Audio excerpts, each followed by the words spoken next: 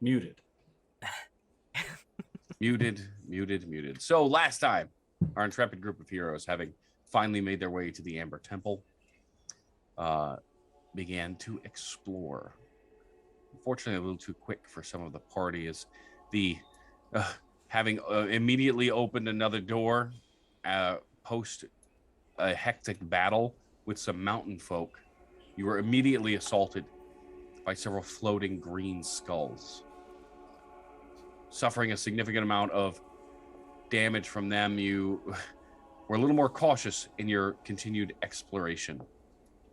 Finding a place to rest for the evening inside this freezing temple deep within the mountains of Barovia. Further exploration yielded a stranger in the form of a wizard's apprentice who warned you of further danger ahead. Continuing to explore, you fought through a amber golem before making your way to the other side of the temple, where you encountered 3 more flaming green skulls. Having dispatched them, patting down and putting out the flames, that is where we will pick up. I think everybody is still alive. I should probably check that. I don't know. Barely. Casimir doesn't look good. Casimir. I'm halfway. That's not like great. And neither does Tens. Tens looks rough as he just kind of turns around, that blue marked with black, and he just...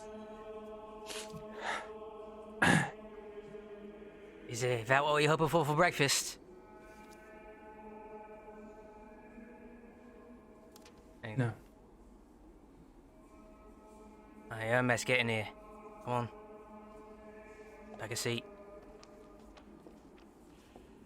I will when the game gets on post.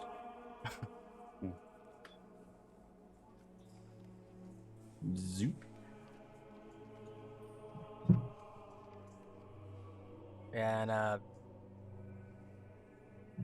Cole goes over and undoes one of the bracers, pulls his gloves off, and places his hand on Tenz's shoulder, and I'll cast Cure Wounds. Ooh.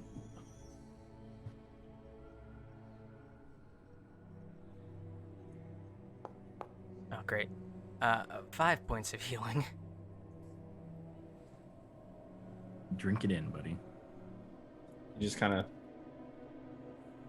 Thanks. I wish we could do more. You'll be fine.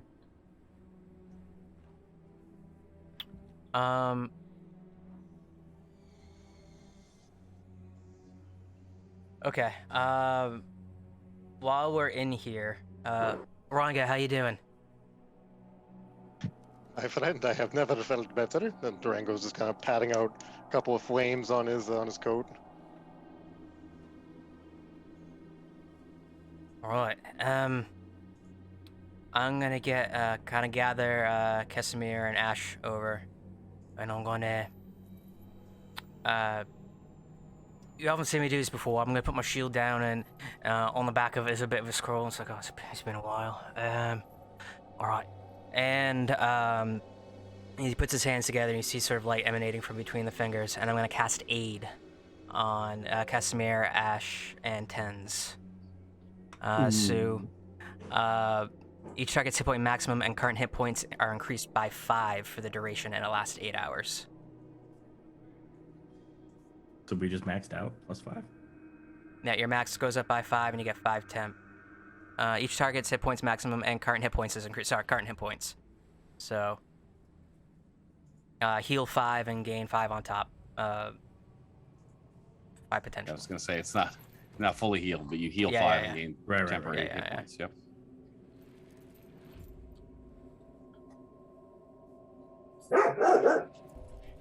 Get him. Wolf's back.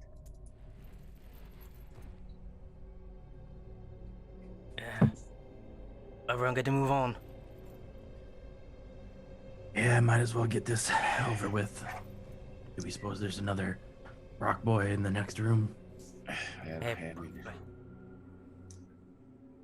or worse. We are still just breaking the surface of what is here.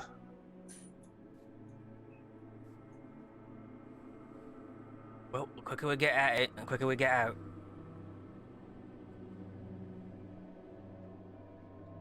Yeah, I'm gonna...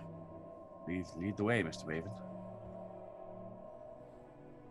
Take out, my friends. Think what a fine tale this shall make when we are completed our task. Is there anything to the burnt corpse here? Is he have anything notable on him, or is it just a fried to a crisp barbarian of some sort? Make an investigation check.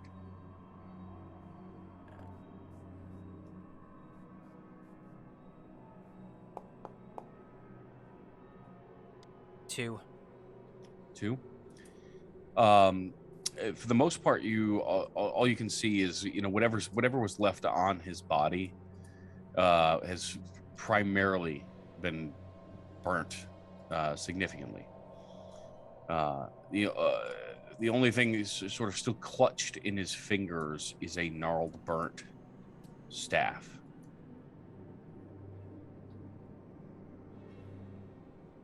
Huh.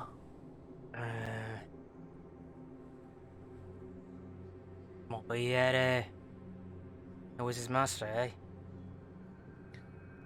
It makes sense. Wonder what the staff does. Like, kissing me, this look like anything to you? And I toss it over. You pick it up? Yeah.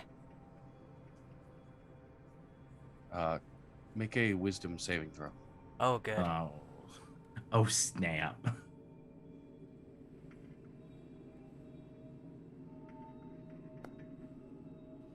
Rap rolls 10. Starting off hot for the night. Yeah. Cole, Does as your you- aura boost your own saving throws too? Oh, it might actually. Which would bring it to 13. Aura protection. Whenever you or a friendly creature within 10 feet, yeah. So equal to charisma modifier. So that's +3 to that, so 13. Cole, so as your hand wraps around the staff and you pick it up, this sudden chill goes down your spine as you feel this fragment of a presence, like as if the staff itself is calling for you to possess it and even more power. This undesirable urge for power and this unwavering conviction to do anything to obtain it. Immediately drop it.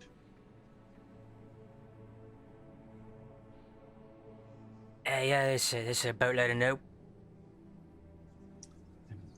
I'm sorry. Did you want me to take a look at it? And Casimir leans over. Well, friend, it wants things, I think. If you take my meaning. He sort of backs away and looks between the staff and the wizard, the charred corpse. Yes, I've heard of such things, but I've never seen it myself. I'm certain it's seen better days anyways. I think, yes, probably best to leave it be, eh? Yeah.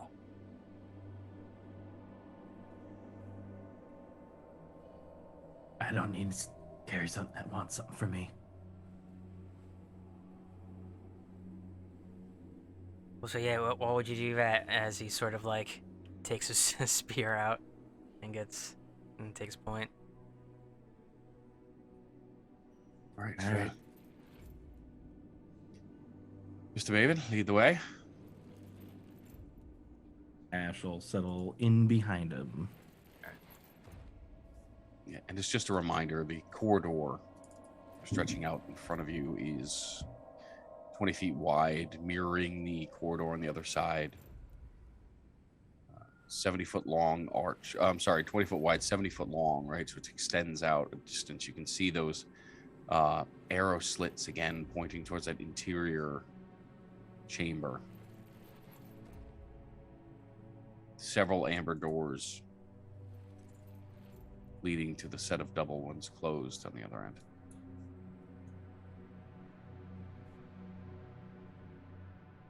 Um.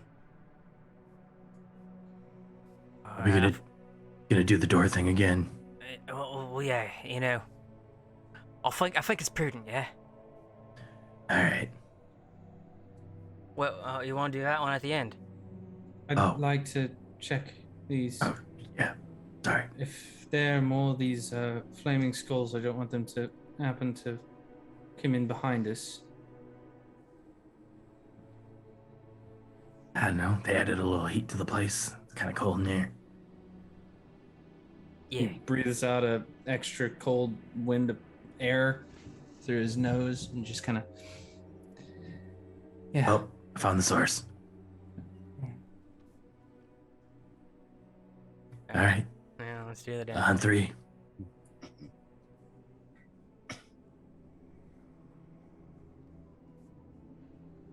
I'll try to open the door. I guess maybe if it's locked.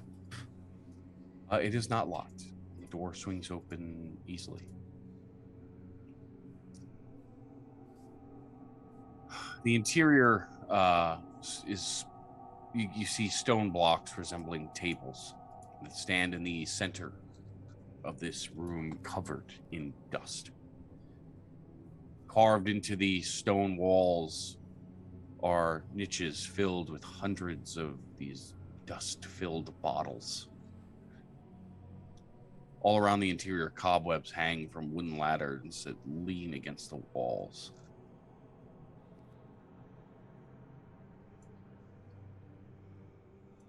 Gonna look at one of the bottles. Did they say anything?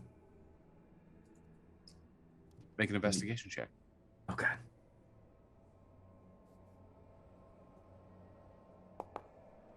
Oh, it wanted to be the natural 20, but it was a 2 or 3. Rolling hot. Yeah, you wipe off the dust, and none of them seem to be labeled, or if they were, the labels have long since rotted off.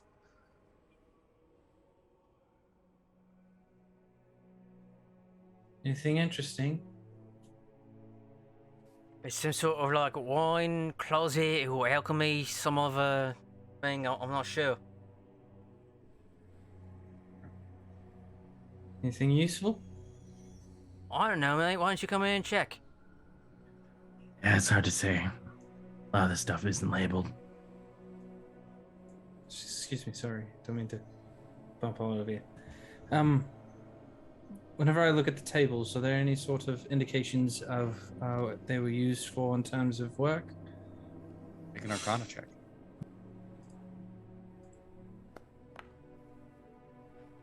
$22. There. Yeah, with a 22, you can tell that based on the tools that have remained, although dusty and unused for centuries, it appears to be some sort of alchemical lab. Although also with a 22, quickly looking over the bottles and remains, as you kind of pour through them and go shelf by shelf. Whatever potions had been inside them have long since lost their efficiency. Okay, I'm gonna open one up and just kind of like pour it onto the table and see if it comes out viscous or if it comes out powdery. And as you pour it out, yeah, it is sort of a powder. I have an idea. Maybe if we take some of these, could potentially blind someone a time or two if we throw them at them, but I don't know that I would be the best for that. We could try. Might be useful. Pocket sand. I like it. Well, bottled dust, but yes. Yeah, you smash it on their head and then you got a stabby thing too. Well, okay. See, this is your best idea yet. Right sense. Meant from a distance, but sure. You can't throw sand that far. It's not. It's in. You throw the bottle at them and it shatters on them, and Yeah, but then you lose your stabby thing. you should have a stabby thing in hand already. I don't see what the problem is. But if you have the bottle in your hand, you can't have a stabby thing. But you have the bottle in one hand and your stabby thing in the other. Now it sounds to me like you're just wasting hands. You could have one in both. Why would you have one in both when you're gonna throw one of them? Paul walks out. You're right. I could hold the bottle in each hand. I don't. It's like speaking with a quickling, but stupid. Tense. He's doing it intentionally, mate. Right. And I'm gonna grab like 3 of the bottles and kind of hook them into my belt, or kind of slide them around in different pockets in my coat. So as you grab the 3 bottles, place them in, you wipe the dust off the best you can. The contents sort of shift around inside, but I'm gonna try shattering one against the wall to see if it'll, like I'm wanting it to. Just throw it against the wall.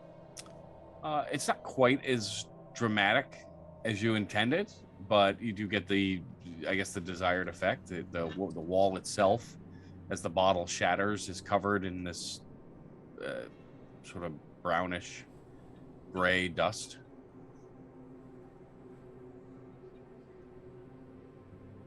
He'll toss a marble in that direction, and prestidigitation will cause the marble to kind of scrub the dust off the wall before it returns to his hand. And he'll follow the rest.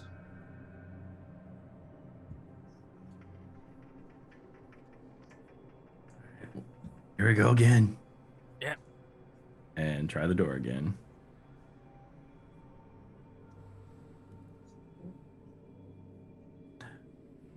Oh, we got another one.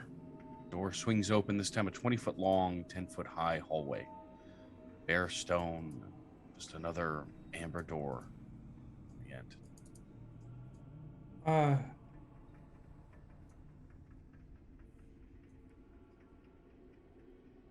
Mind if I check, see if this is weird? Yeah, do the thing. Yeah. Why are you so adamant today? Do you I need don't to know. wake up spicy? I woke up. I got fricasseed. A little on edge. He just ducks past him, and he's gonna like check the walls and check the floors for traps. Because short hallways to another amber door sounds sus. I mean, if this name doesn't stick, we could always be Fortescue's fricassee many times as we've been torched. Fortescue's finest fricassee. I'd eat there. I'm not gonna be saying that very often. I'll just stick to the Fortescue's finest. I'm looking. Fortescue's fried friends. That's the rewards. Because Lord Fortescue, membership of program. course, is not going to have an issue whatsoever. You're distracting me, and he's gonna like keep looking. Make an investigation check.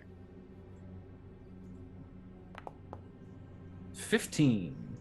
15, yeah. So you examine the hallway, looking for tripwires or potential pressure plates in the floor, anything that would set off some sort of trap. You examine the walls, the ceilings. Nothing. Minutes pass, and you feel confident that there's surprisingly no trap in this small corridor leading to an amber door. He just quietly puts his hands in his pockets, shakes his head, and moves out Wait of a the way. minute. Don't you have like a magic stick that finds these things for you now? You find one of those the other day. It's only, I can only do it a few times. Oh. Or it has to have Dawn touch it.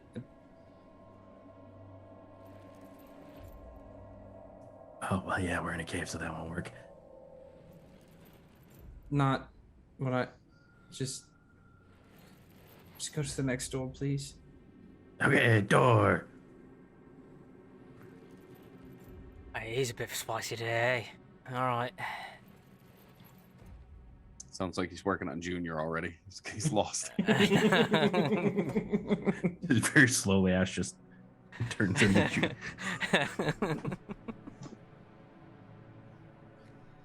Okay, as the next door opens, this time your eyes focus in the dark as they land on a 10-foot long staircase, with heading down further into the dust-filled dark. Judging by the dust on the floor, it doesn't look like anyone's been here in ages. Well, if we're gonna try to do this floor by floor, then probably should ignore this for now. Oh, I agree with you. Close the doors behind us. Yeah.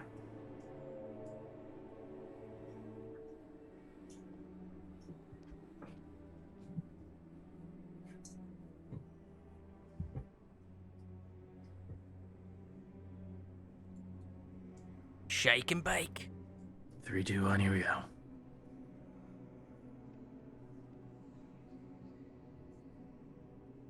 And as you, again, slowly, the two of you on guard, open the door to the next chamber. This one dominating this room is a 12-foot tall model of a dark castle with high walls and tall spires stretching as if tendrils reaching into the darkness of the room itself. Behind it, tucked in a corner, are some ruined furnishings and a wooden chest.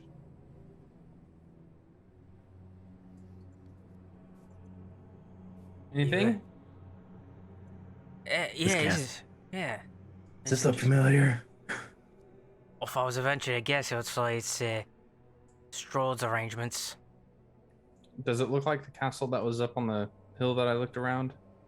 Or does it look more like the castle that was on the hill on the way into to Barovia? It looks more like what you understand to be Castle Ravenloft. Hmm. Huh. Anybody got some pen and paper? We gotta end up here eventually. You know what, I- Ash? Remember what you did with the house in the death house way back when? Found the mortal, right? Yeah. Oh. You suppose,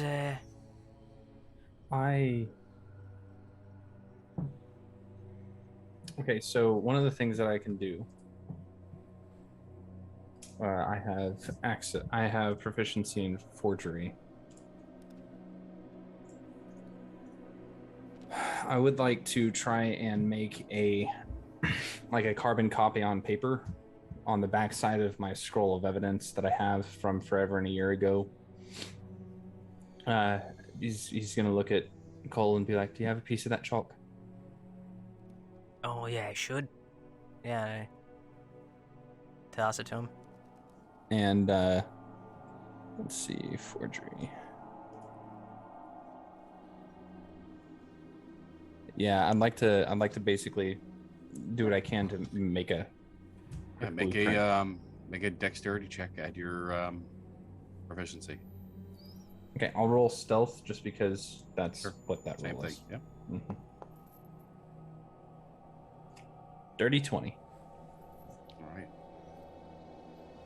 So it takes you the better part of maybe 10 or 15 minutes. You get a little caught in the details as you are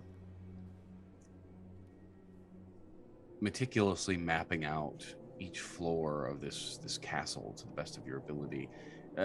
For the most part, you feel like you get a good rendering of the walls, but the interior it looks incomplete. For the most part, you get a pretty significant map to Castle Ravenloft. And this is like the house. Why don't we make this a little bit easier for ourselves? Pens, let me borrow your rapier. No.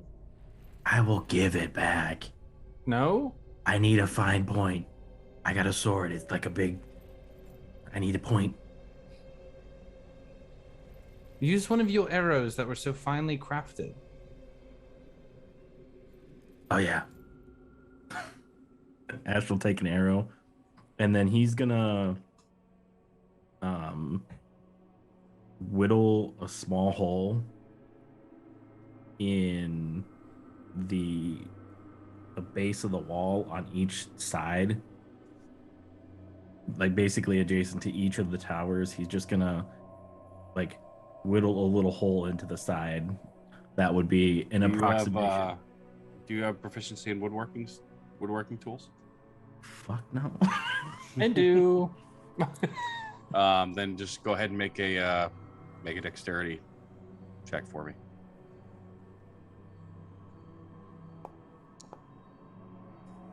$21. Nice. So it takes maybe another 10 or 15 minutes for you to whittle your way through this wooden model of Castle Ravenloft. You carve holes in each wall, trying to create what you would believe to be efficient points of egress were things to get difficult in the castle. And you do so. Man. Whether or not that has any effect on the real world remains to be seen. Worth a shot, right? Well, you were quite adept at that. You don't have any experience with actual like wood carving, do you? No. Right.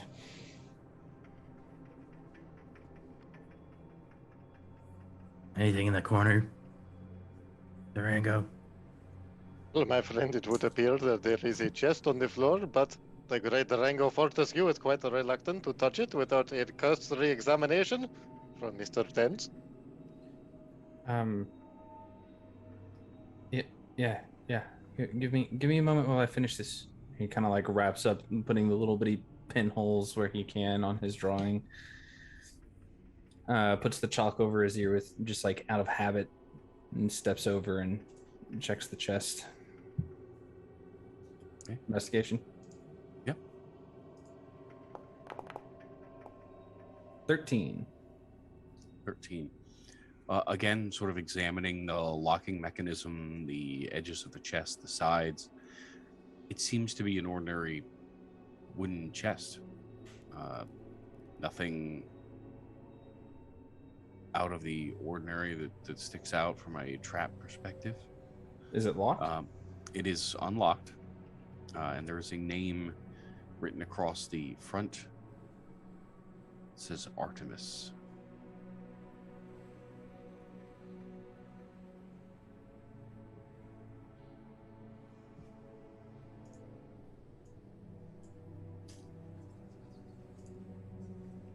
Guess me, you ever hear of an Artemis?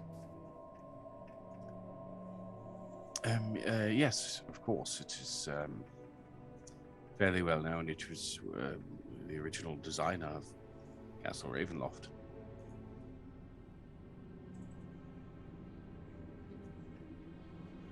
What is this castle standing on in terms of stand? Like what's it sitting on? Is it just like a normal table? Is it a stone slab of some sort? It's a stone slab. If that's the name of the original creator, is there any way that and he kind of looks over at the other broken stuff and looks at Cole? Can you try and break the bottom of this slab real quick? Sure, mate. Just pop a hole in it. Well, I can try, but I can't, I guarantee nothing. Yeah, I'll, And he's gonna direct him to kind of put it like near the back side of it, like over here. We ain't got no chisel or hammer or nothing. Alright, so take out my morning star and, to the best of my ability, I try to line up a spike to stone. Make a strength. check for me. You're not proficient in mason's tools, are you? Yeah, mate. All right. Lots of odd ability checks getting called into play here. I love it. I'm here for it. Makes my DM heart happy. It's 19. 19. So it makes you form a sort of makeshift hammer chisel using the spike of the morning star with the base of it, and you begin to hammer away at this stone slab that this is sitting on. After a bit of chiseling, you get maybe an inch and a half, almost 2 inches in, and it cracks up the side, but it doesn't seem to be hollow in any shape or form. You're just kind of continuing to carve away at it. If it's good enough. Yeah, no, I was just sometimes people tend to get a little overzealous and really plan things from the basement up. If this is supposed to be a castle, I would assume there'd be a wine cellar of some sort. Figure there might be a way in. Yeah, maybe Granted. I didn't get that detailed though. Again, some people are zealous in their work. I know that 10's made out the map, but with my sort of military tactics background, looking over the fortifications, can I kind of see where they're strongest, where they're weakest, possible places where, if we needed, a way in, besides like a front gate or something like it, or just anything that looks like, man, that piece wasn't planned out very well. Well, I will give you history or I possibly give him some help with an insight. Since I sure. Well, so yeah, why don't we do that? Why don't we do history at advantage? Okay. They're all intelligence rolls. 10. Yeah, it was either going to be that or wisdom, and I don't think it would have been too much better. So yeah, with a 10, honestly, looking at it, and you remember seeing this castle almost, sitting on this massive outcrop from the mountain up top. I mean, it looks incredibly well fortified, and honestly, if the height of the walls is anything to scale with the rest of the castle, it's almost unnecessary. The degree to which the citadel was designed in such an imposing fashion. Even Casarda wouldn't you don't typically build walls that high. I suppose it's showing off at this point. Casimir, you said this Artemis is obviously the well-known designer of the castle. Well known as much of Barovia's history has been lost to Strahd and time, unfortunately. But as far as the stories go, yes. As far as what happened to Artemis, if that's what your question is, no one knows. Of course they don't. Did he design anything else that you know of in Barovia? Nothing that I'm aware of. Little is known outside of the name. Does it? Anybody reckon where he stayed at? I'm not certain. What I Seems an assume it is. unfortunate profession, does it not? Design an impenetrable fortress for me. You being the only individual that would know all of its comings and goings, right? And then it's almost like signing your own death sentence once it's completed, yes? Someone like Strahd, yes. Mm. So, Well, I hope we could study that map later and maybe find something, because these walls are like dragon protective. Did anyone check the chest yet? Yeah. I mean, it's not. It wasn't unlocked, or was it locked? It was unlocked. Yeah, no. He would have been like he would have left it to Durango. And Durango would have started rooting through it as discreetly as he could while everyone else was distracted with improvised masonry. Make a perception check, Durango.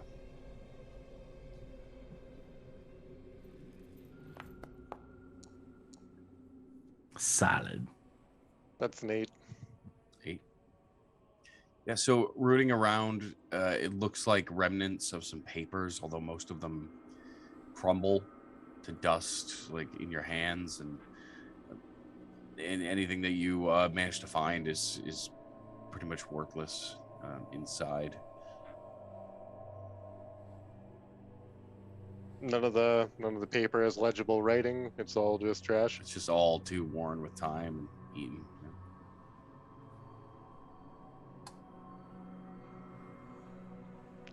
Well, my friends, it would appear that there is very little here about our time. Perhaps we should continue. Makes you wonder if we should continue at all. Whatever do you mean, Mr. Tens? Well, if all we can see is this old, likely outdated model of the castle, everything else is just crumbled to dust. Everything else is worn to nothing. I mean, even the place is starting to fall apart on the inside. I don't know if you saw that or not. I don't know that there's anything here. Tens, I think you and your other elven friend here know better than anybody that some things have some sticking power, yeah?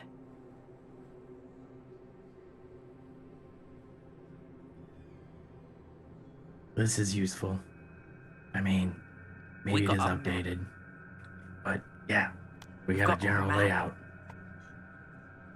Yeah, an outdated map. If the papers in that were written by the original architect of Castle Ravenloft, and he built this model here, and those papers just crumbled to nothingness. After how many years? Hundreds? Thousands? If Strahd has been here for that long, this is not reliable. It's quite literally better than nothing, yeah? That's it. For a base structure, maybe. Come, Mr. Tens, shall we lament our inevitable fate whilst we march towards it, rather than standing in this freezing room? I'm quite comfortable. Tensfeta, if there is anything of value here, magical in nature, it would not typically decay with time. I think we're just beginning to scratch the surface. Probably. Carry on.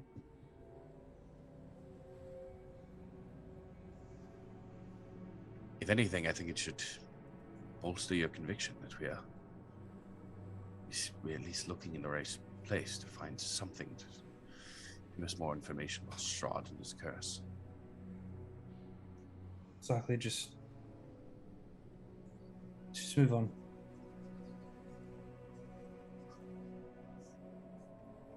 Might we knew it was behind the last door like this. Alright. Get this over with. And Right, Rango, you want to make sure you're ready, just in case. My friend, I appreciate your concern, but you must remember you speak to the great Durango Fortescue. Oh, I know, mate, you take care of yourself, but help us out if you blasted him before we get to him, yeah? My friend, you have my assurances. and try the door. The doors, the heavy set of amber double doors swing open easily. As they open, the room before you is lit. Well lit. Immediately, the smell of cooked meat and sweet vegetables, piping hot gravy and wine fills your nostrils. Around the room, torches and sconces illuminate a dining table splayed out across the center. Covering the table is a magnificent feast that fills the hall with the smells and immediately assails your nostrils.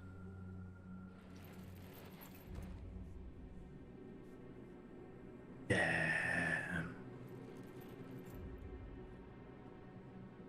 Oh Oh my, as much as I want to get at it, yeah, fucking, there's no way this is. This can't be real, right? This Nah, has it gotta can't be. be. I mean, the other guys are sleeping on, some animal skins in Strahd. There's either somebody literally just left this room, or this is not real.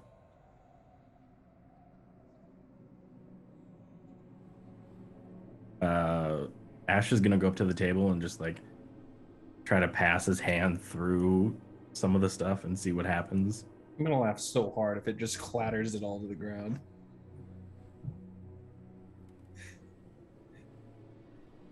Yeah, so as you pass your hand through, or as you pass your hand over the table, you're intentionally trying to move stuff, right? I think it's an illusion. Ash thinks it's an illusion, so he's gonna like try to pass his hand through it like it's an illusion. Yep. And as you pass your hand through, much of the table is illusory. It begins to, your hand just passes through the food, the wine, several of the goblets, until it bumps and knocks into a green copper ewer embossed with, looks like images of dancing bears and elks and wolves, and just in the center, like sort of hidden amongst the feast itself, which actually seems to be real. Everything else is illusory. Okay, sorry, dumb Jay here. What's a ewer? Like a pitcher. Okay. Oh, I'm gonna take it and grab it. The second you grab the pitcher itself, everything else fades. All around you, the illusion begins to dispel. The torches flare a bit before starting to dim, and as they dim, suddenly in the dimming light, you see all around the table 7 figures sitting in each chair as if ready to partake of the feast. And as it all vanishes before them, each one turns to you, Jay, before these ghost-like figures erupt in malice and rage, their faces contorting impossibly wide as they all let out a singular horrible scream that echoes throughout the chamber. I need everybody to roll initiative. I'm sorry. Oh my god. What did I do? It was gonna happen at some point, friend. I'm sure. I mean, maybe. Wow, those are. Those are terrifying. Did you go into the static exit handbook? I did not. It says no active encounter. Yeah. No active encounter. Way to air out his dirty laundry.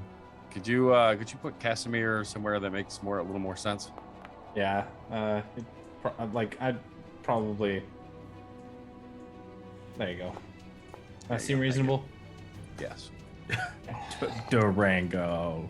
Why is Casimir always first? Rolling hot tonight, boys. Ash. Oh, he's not first. That is a natural 20 on that initiative roll. I'm fucked.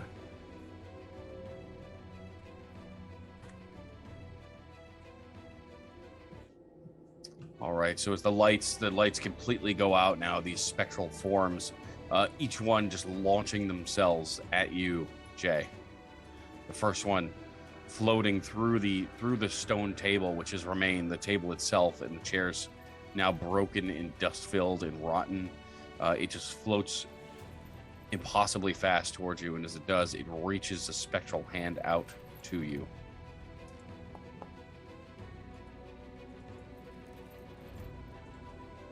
All right, that is a 6. 6 doesn't hit. 6 doesn't hit. So quickly, you seeing the creature come at you, you manage to pull away, but not before again more of them begin to swarm you.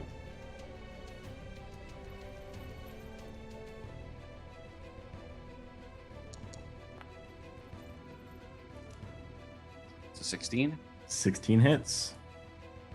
Beautiful. You are going to take 11 points of necrotic damage, and I need you to make a Constitution saving throw.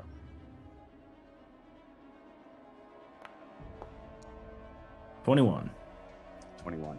Yeah. So as this hand reaches out and grasps you now, this spectral arm, you feel this icy cold just begin to shoot through your veins where the hand passes through you. As it does, you almost feel your life energy being pulled away as you start to freeze, but you panic and you again push yourself backwards and away from the creature.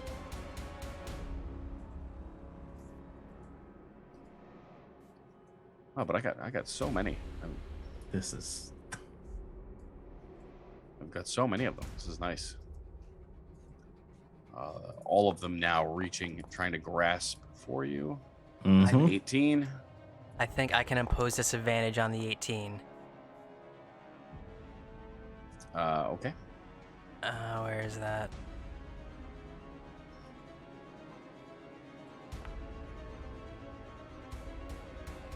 16. 16 still hits, yeah. All right, you take 9 points of necrotic damage, and I need you to make another Constitution saving throw. I get +3 to it because you're within 10 feet of me. 15. Yeah, 15, fine, right? You feel that the icy tendrils begin to pull, and although it's painful, you still manage to maintain yourself. The last one is going to reach out at you. Is that persistent, your disadvantage, or just once? That it was about a reaction. Okay.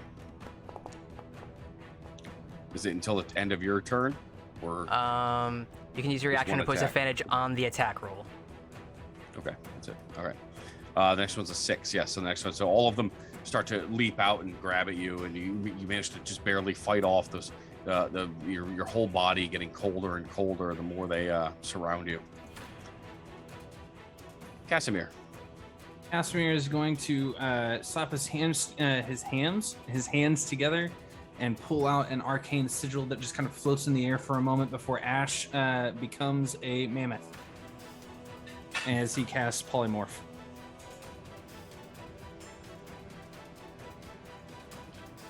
Okay. A mammoth.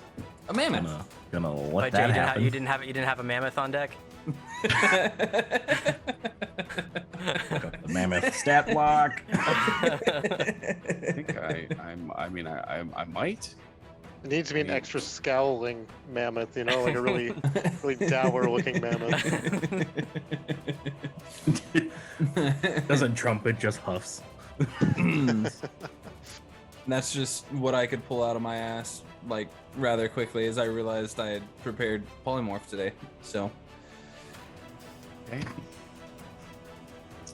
Ash, I take it you're willing? Yeah.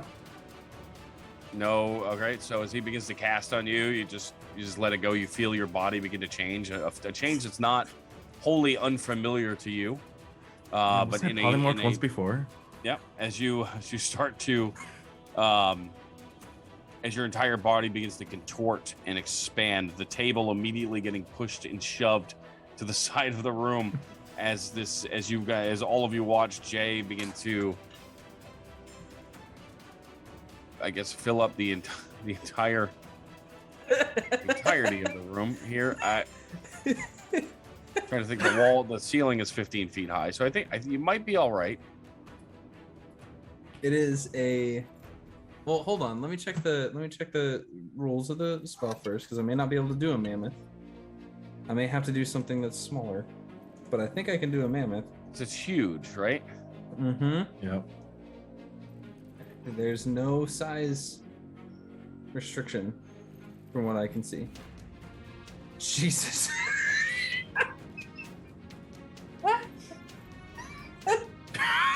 Oh my god.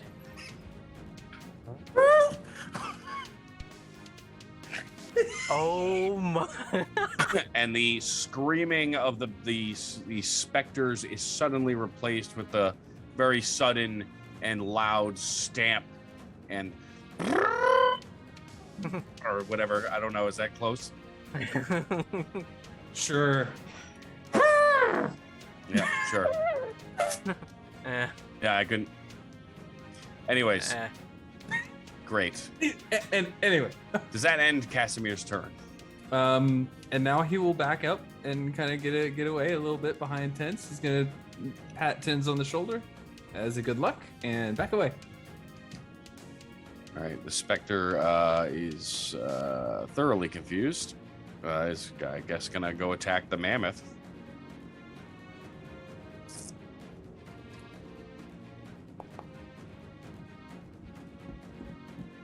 That's a 19. That'll hit. Hits, yeah. I need you to make a Constitution saving throw. As a mammoth. You are within 10 feet of me, so you get +3 to that. Mammoth has +5 to con saves. Yeah. Take your 7 points of necrotic damage. So 10. So 13. Yeah, that's a success. Oh, as all of you watch these specters begin to swarm and try to pile on top of this mammoth like something out of a Neolithic cave painting. It's a 14. That'll hit. 7 points of damage. I need you to make another Constitution save. +3. Are you applying the damage to your Ash Mammoth token? No, should I be? Yeah. You now Okay. have 126 hit points. So Okay. Yeah, I was just doing it manually. I didn't know. So 4, 9, 10, 11, that's 12. fine. Just as long as you know you have 126, it's not going against yours. It's going against this mammoth Yep. hit points. All right. Great. All right. And with that, Tedzveta. Tens will take his son's sword. He will step in. And he will stab a specter, or at least try to.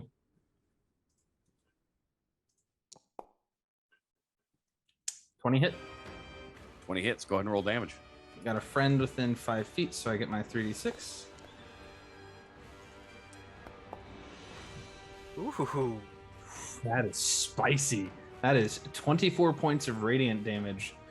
And we'll call that a booming blade and take another 1 point of thunder as he just, stands there. He just walks up looking at the mammoth like, what the hell? And stabs. And then he will bonus action disengage and step back. Yeah, Vicious, the specter turns to you just in time to scream as the sun sword cuts through it. As it does, you watch the form itself just rip away as if there's some sort of spectral flesh that is torn as the sun sword cuts through it, and the entire form just evaporates into cinders in front of you. Somewhere deep in the back of your mind, you feel like you hear the words, or the word, war.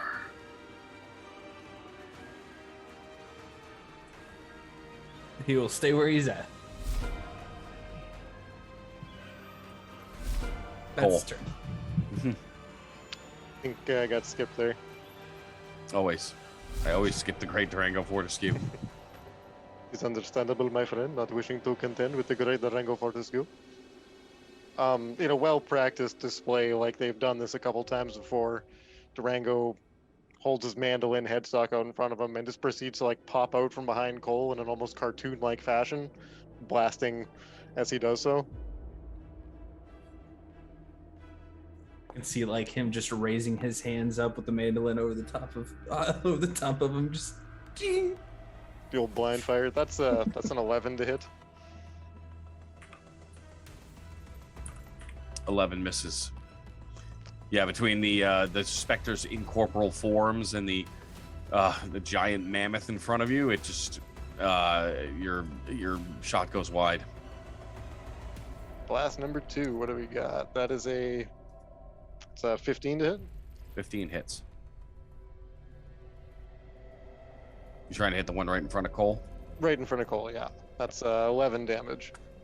11. Yeah, as that blast from your mandolin slams into that incorporeal form. It hits it as if it has mass, right? You watch as bits of it sort of crumble and darken as the strike hits, and it recoils and turns and screams in your direction.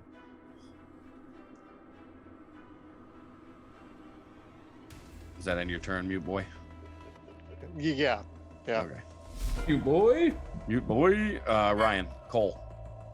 Yeah, so after Durango finishes, I was well practiced. I actually come up with a spear from below and I sort of like try to skewer it through the side of him.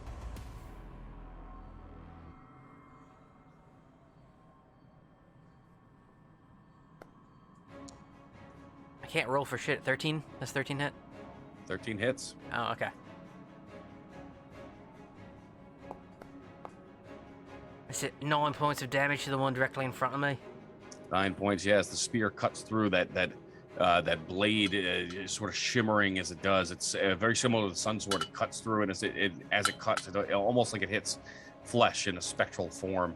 As bits tear away from it, it is sort of flickering in place now, barely managing to stay corporal as it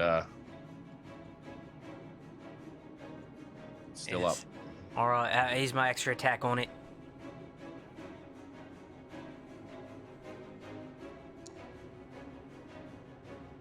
17. 17 hits. No dice rolls today. All right. Another 8 points of damage on it. All right. With that, it just dissipates, flaring into these blood-like drops that just drop to the ground and dissipate. All right, we're gonna go with that one next.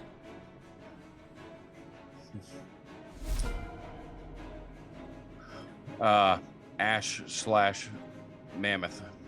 The Ashtodon. I like it. Just gonna swing my tusks to the left. We're gonna be trying to hit that one right here. Maybe. Whatever, it's gonna be this one. Let's try. For a 26 to hit. 26 will hit, yeah. For 30 points of damage. Of 30 points of piercing.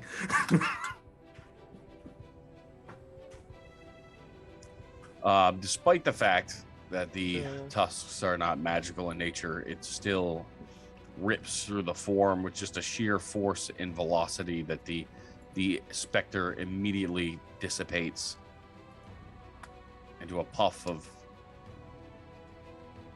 dust. You can only get the one attack. Yep. So sorry. Of course, as you stomp and crash, those tusks ripping apart, those bits of wood and plank and from the chairs that remain are just scattered across the room. Cole, you dart back a little bit, looking up at this monstrosity. The room shakes and cracks. The floor itself cracks a little bit, and with the weight of the mammoth, and bits of rubble and dust fall from the ceiling.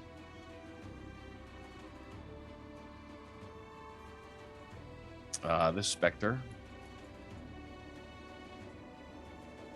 Why can I not? Okay, there we go. Is going to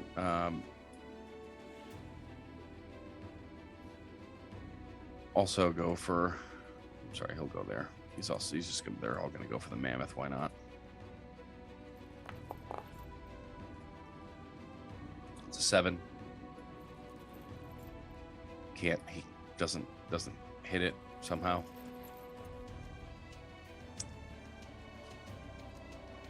All right. This one is also going. Yeah. So all of a sudden, all the specters begin to once again pile on, trying to tear down this massive creature.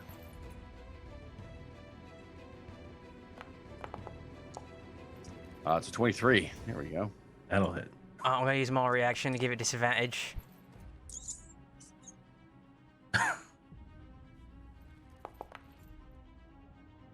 The 10 will miss. 10 will miss. Casimir.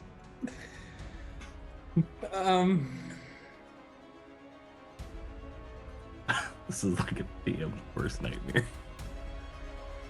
Quick, somebody summon forest creatures, all of them. Yeah.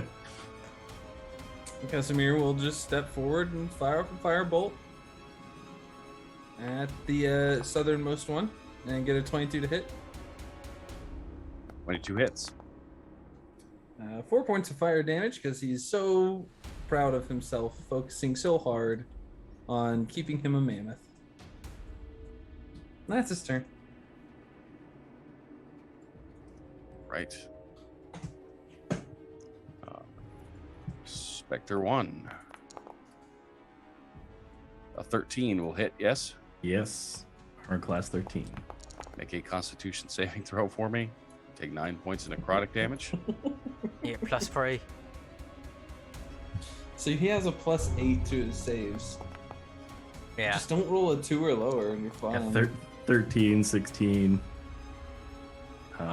Take damage as well. Should save my reaction. Yeah, the 24 will hit.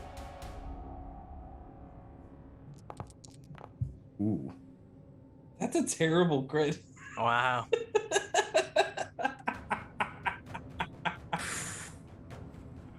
There's worse things than 7 specters. I know.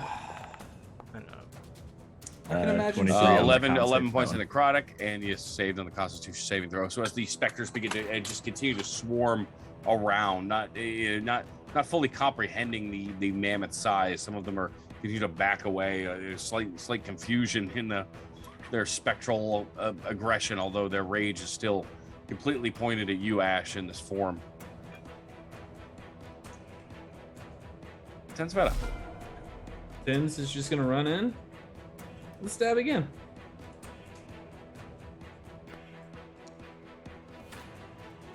$25 to hit. 25 hits. Booming blade. And sneak attack. For, let's see, that's 18 points of radiant, 5 points of thunder now. And is it dead? Yes. Okay, then he will just stand there. And he's going to give the mammoth advantage on the next attack against this one. I think we found a new strat, boys. I think this is the I'll, way. This is the meta. He just says, he like runs into the room, leaps up onto the table, stabs this one, and turns and like taps the tusk with the sunblade and just says, "That one next."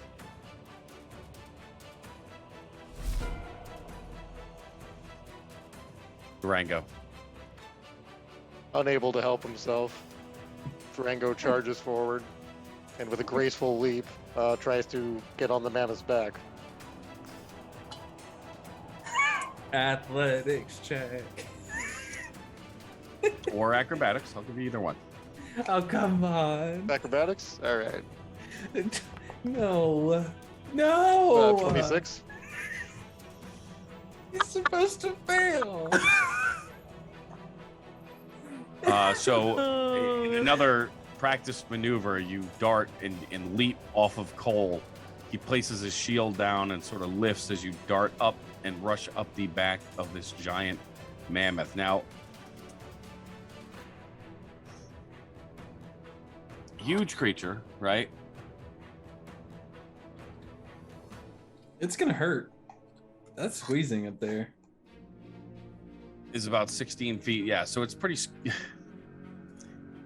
Yeah, I would say. He slips into the tusk and he just rides the tusk. I have to check because He rides the tusk. Just is like laying in the crypt, like just strumming on his mandolin. so the ceiling in the room is 20 feet high. So actually, Oh. you're fine. Yep. So you're as you dart up to the back, you land securely on the back of the giant ash mammoth. And Ashtodon. looking like The Ashtodon. looking like he's Ashtodon, rode mammoths so every sorry. day for the last couple of years of his life. Durango starts blasting down at the the southernmost specter. You ever wanted character art? That's This an is a 11 hell of for a the party first one. portrait. And a 12 for the second. Yeah, the first one's a miss. The 12 is a hit.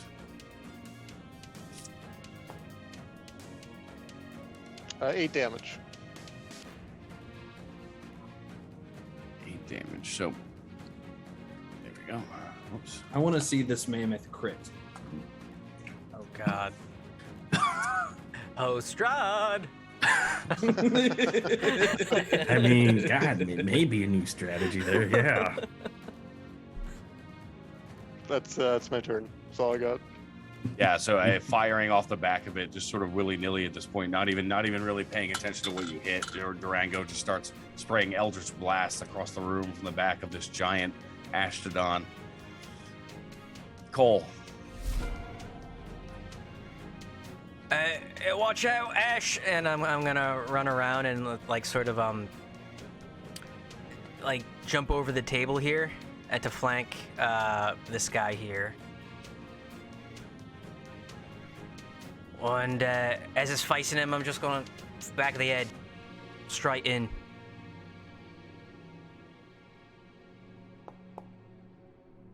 Is it 21 to hit? 21 hits.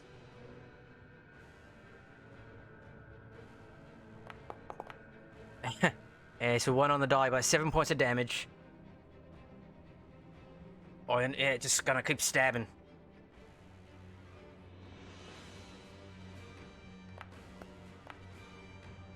$11 to hit. 11 misses. Unfortunately, it's the again, the mammoth is just taking up so much space, right? And these incorporeal forms is tough to land. The first strike cuts into that spectral form. It screams again, and as that spear pierces it. The second one, unfortunately, the position shifts and it sort of vanishes for a moment, just too quickly for you to follow through.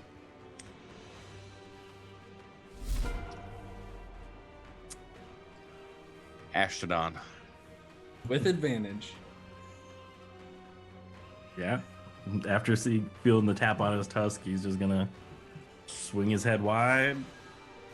Also, kind of catch a look of Durango up on his shoulder, and then come crashing down on that one for a gore attack with advantage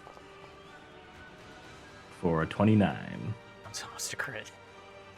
Go ahead and roll damage. For 21 points of damage. Yeah, that'll do it. Yeah, those tusks swing wide again, just missing Cole as they sweep through. Right.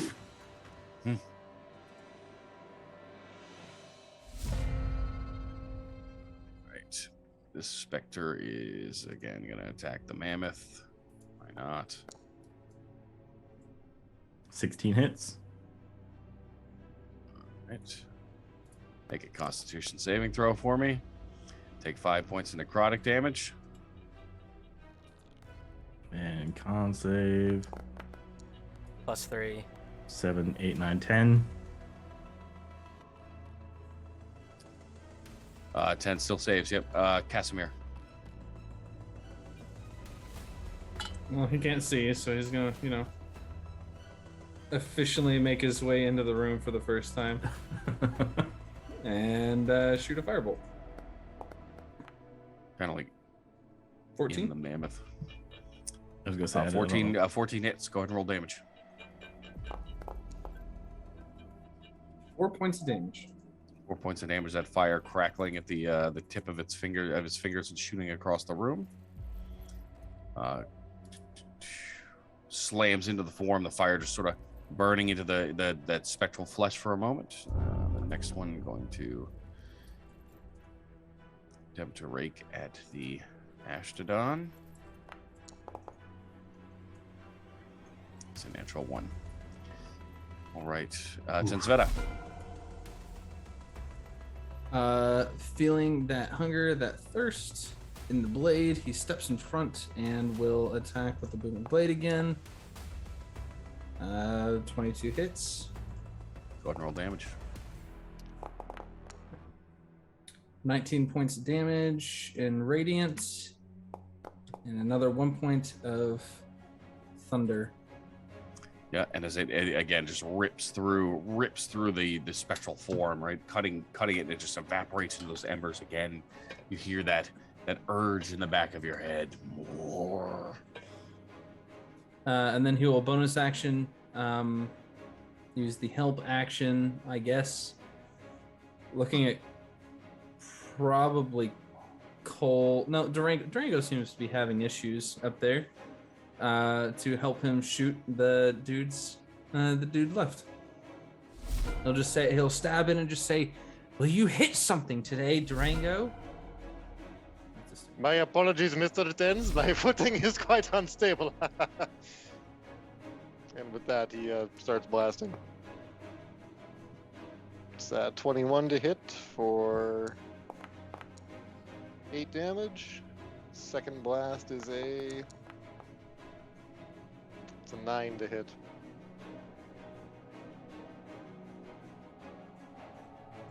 Yeah, that first one hits, right? That energy crackling across it. Again, the second one, just Durango, just wild with glee, just barely able to focus.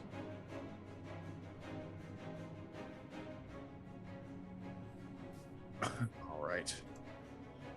Cole.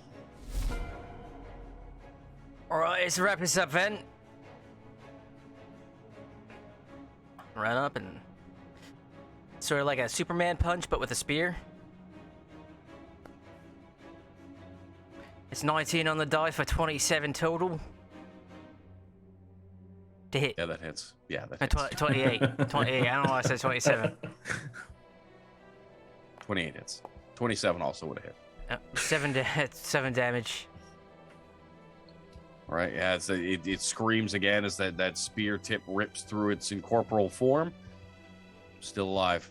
Well. Yeah, extra attack on him. Just go back to sleep. 14 to hit. 14 hits. I can't roll damage today. 8 points of damage on him.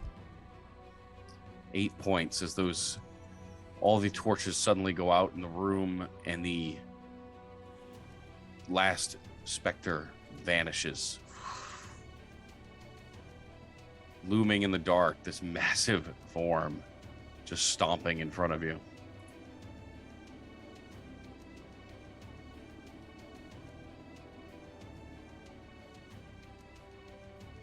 As the room once again goes quiet. Well, minus the mammoth. Well, once everything's fine, I imagine Casimir would drop concentration on it. No point in keeping it. Asher, form suddenly shrinking back down into your normal size. The room now seeming to expand around you as you see the table and everything pushed to the side, slammed against the wall. Durango standing on Ash's shoulders, dismounting with a backflip. Oh yeah, that would have been weird. I don't do piggyback. That was kind of fun. He's got 2 more of those.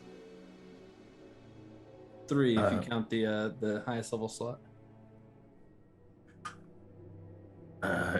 Well, this is what started it. Anybody want to tell me what this thing does?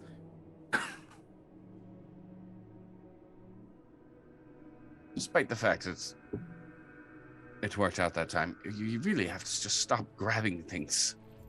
So, at first I thought it was just an inconvenient truth, but now it's becoming very evident. Listen, I usually grab people. I don't usually grab things. Not a thief. So this is all good to me. You're not particularly living up to that, Monica, at the moment. You're just sort of pushing through doorways and grabbing into whatever object. Yeah, let me see it. Nobody appreciates. What is this thing?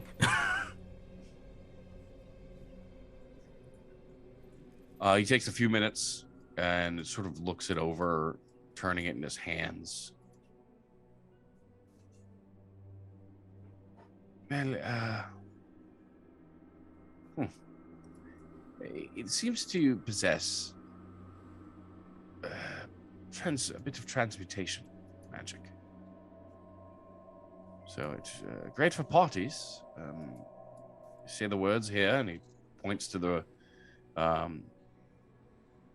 runes on the side, and you can produce wine or even purify poisonous liquids if necessary.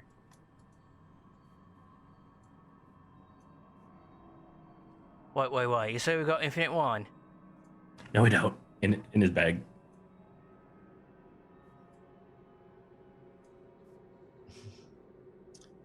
Yeah, well, not a thief. Understood. The winner of the war gets the spoils. Well, I mean, Casimir, there ain't no use of us just letting it stay here, sitting around, not being used. I don't think no one's coming for it. I've no qualms with you taking anything that we stumbled across. It was merely trying to get an understanding of who my companions are. According to you, I need to be more thief-like. That's what I heard. I don't think. Perhaps in your caution. But anyways. Well, you ready to move on, Ash? Yeah, let's go. Let's do it. All right. As I pass by Durango, I just say, like, mate, you gotta write a story about that one. My friend, I'm already trying to find the appropriate rhymes for Mr. Ash. Mammoth smash. Trunk go bash. I think it's got to be in 4/4, right? It's quick. Something like a 160 tempo. Yeah, somewhere around there. My friend, apparently I am rubbing off on you. Oh, yeah, I learned a couple things. I can hear it now. Here's the story about a handsome Ash. Turned into a Mavvin. Had a big old bash. A what? I know, work on it. Oh, yeah, leave that to Durango, yeah? I can't do a goddamn thing. Can't even try. Goes to the door. No, I don't think you should be at the door. I'm opening door. He checks door. This is what we've been doing. Unless you want to be at 10s, be my guess if you think, you'd like to stand right in front of something that comes charging through. Let me check on my features real quick. I think I liked him better as a mammoth. He's same level of intelligence. Intense as like same level of intelligence. No, by all means, cover it and go. Do what you're going to do. You guys see Ash just kind of take a few deep breaths to calm himself in that moment. And as he does, I'm gonna do my second wind.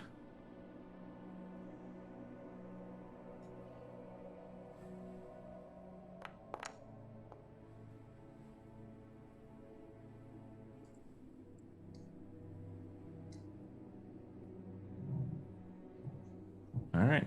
Okay. Are you opening doors? Let's do it. I don't know if I can control my token back yet. Oh, there we go. That's my fault, I see. Oh, thank you. I'm not sure you did the fancy, turned me into a mammoth, and I didn't have to switch back and forth for stat blocks, so I appreciate that.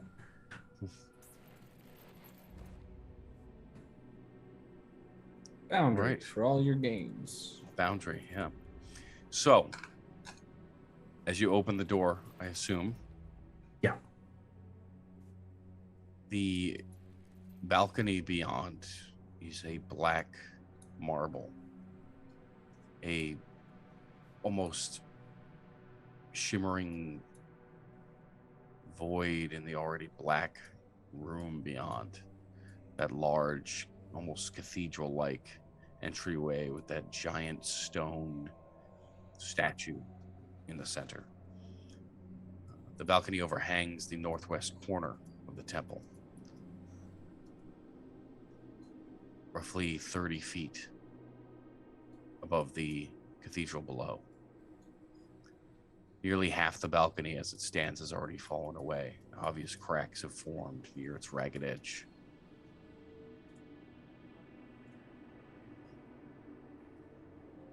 Oh, this looks less than sturdy.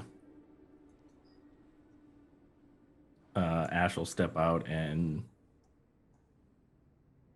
just kind of give a few good stomps and then dart back to the relative safety of the doorway. Okay. As you stomp on the ground, you can feel it crumble a bit. Bits of rock and stone break. The bits of it crack and fall under your footsteps. It doesn't give way, but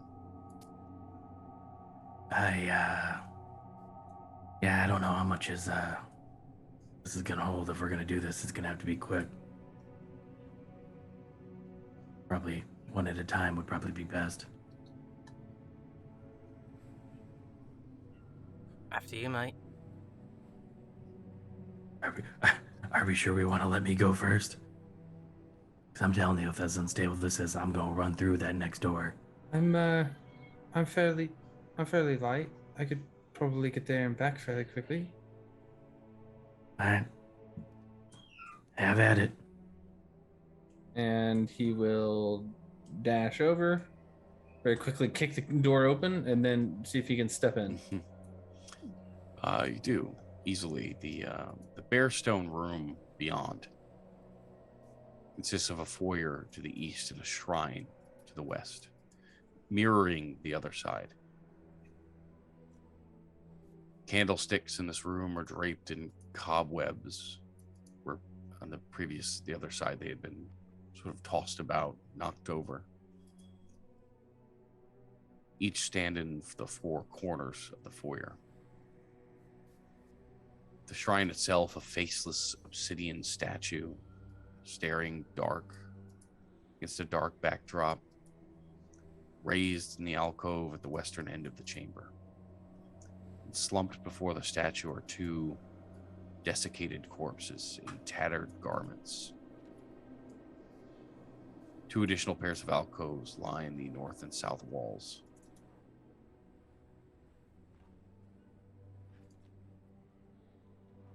Ash will sprint off after him.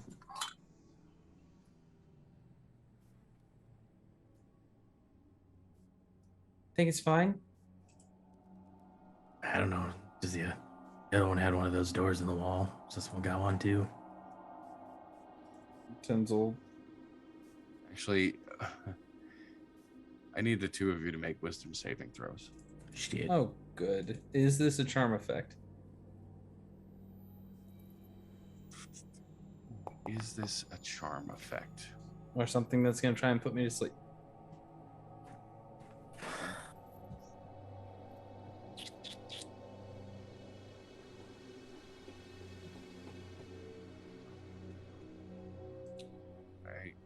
It is not.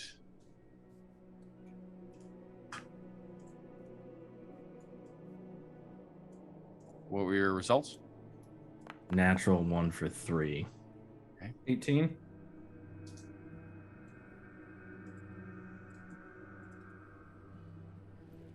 Zinzveta, as you continue to look around the room, Ash, you see this obsidian statue, this sort of faceless god, mirroring the same form of the one you've seen several other times in the temple itself. You can't help but be drawn to it.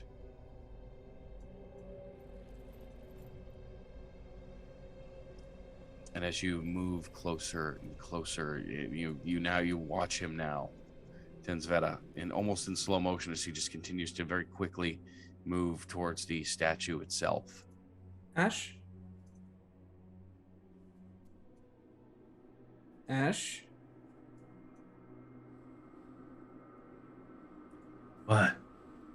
Don't touch it. Too late. Reaching out and touching it. As your hand touches the smooth, cold stone obsidian surface, that's where we're going to go ahead and take our first break. So, thank you. Thank you, everybody, for sticking in there. Please remember to spend your elf eggs. Of course, if you've got the extra scratch, you don't want to take your chances with just your elf eggs alone. Remember, you can donate to Nami for extra dice giveaways this month for those Mystic Sigil dice. And we'll be giving away stuff all month, so pay attention to all that, as well as air traffic control game tonight. So, yeah, give us a little bit. Get our ducks in a row, our obsidian statues in a safe and orderly fashion, and Then we'll see you in a reaching few minutes. distance. In a reachable, caressable distance, and we'll see you in a few minutes.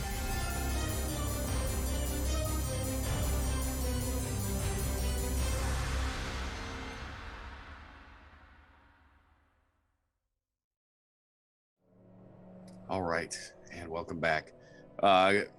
Folks, Chuck's got a little real life aggro for a moment. He'll be joining in just a moment. If so, don't be confused.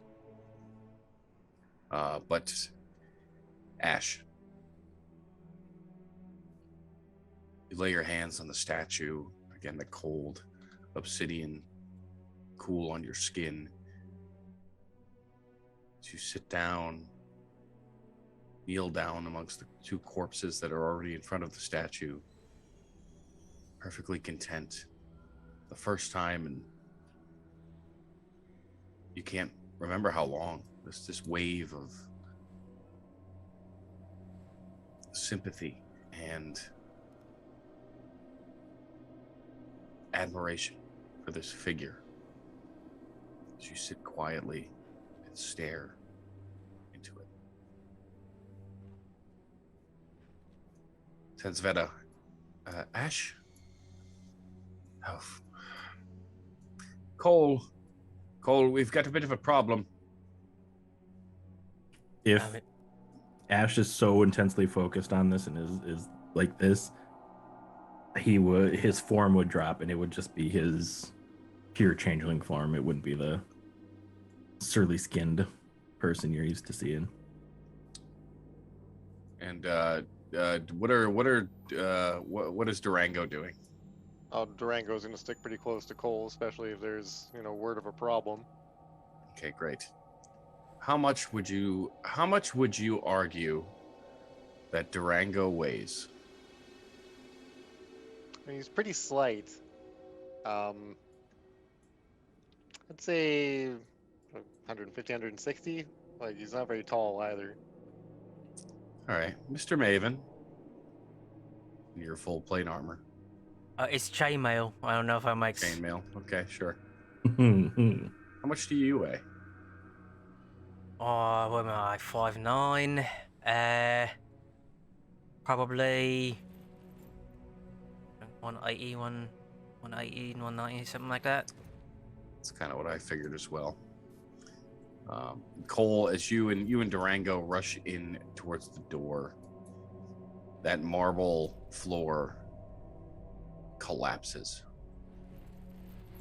underneath the weight. It cracks and breaks, and then suddenly you are falling.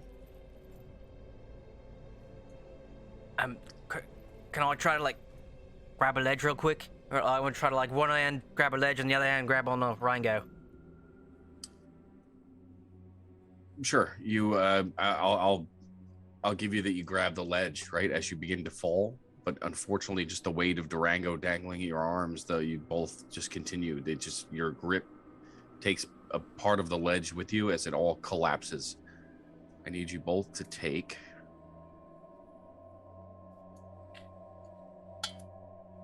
Oops. Would I have time to cast Fly or Levitate as this is happening?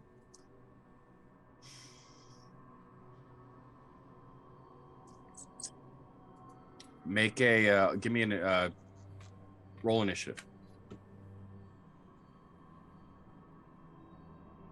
Sure, I remember where to do that. Yeah, that's the one. There is no active combat encounter. Well, okay, so roll. Give me a d20 and add your initiative bonus. That's Dex, right?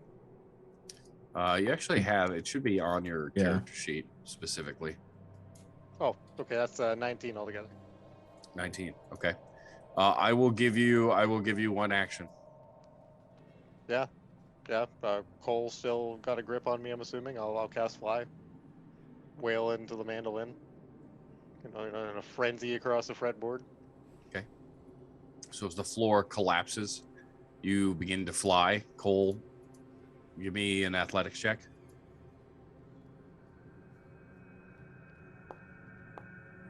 It's 12 on the dice for 19 total. Total. We got it. All right, so you just barely manage to hang on to Durango as he suddenly flies. Where are you flying to as you take off?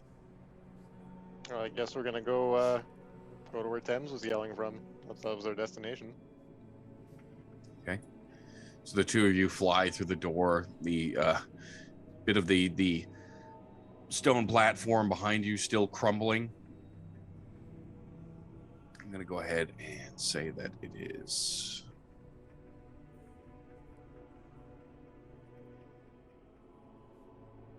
We'll go ahead and call it that.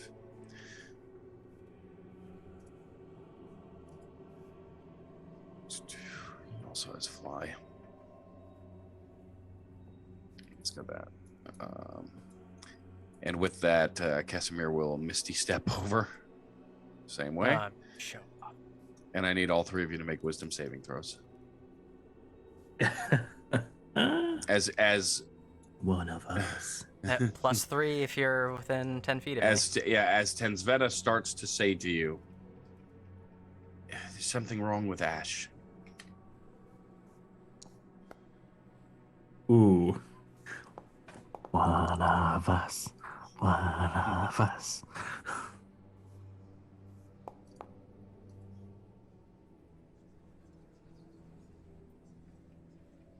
Casimir would pass with your +3. Cole, you look over at Ash and that statue beyond, and you almost just see past Ash into the statue itself as you walk towards it, almost against your own volition, and you can't think of anything else. You sit down beside Ash, that same feeling of awe and sympathy, and you sit down right next to him and stare at the statue. Durango, you and Casimir and Tenzveta just unsure of what is happening.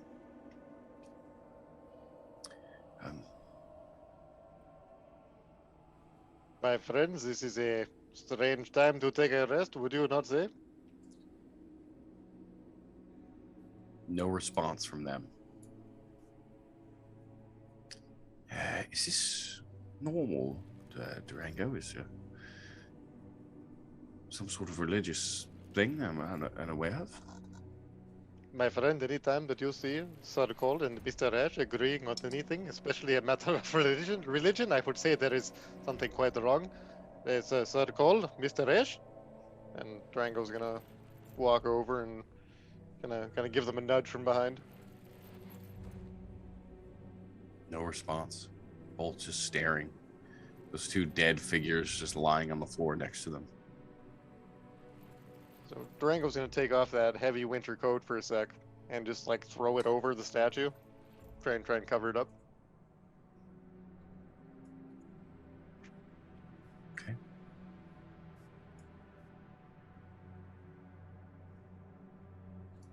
Suddenly, as you throw that coat over the statue,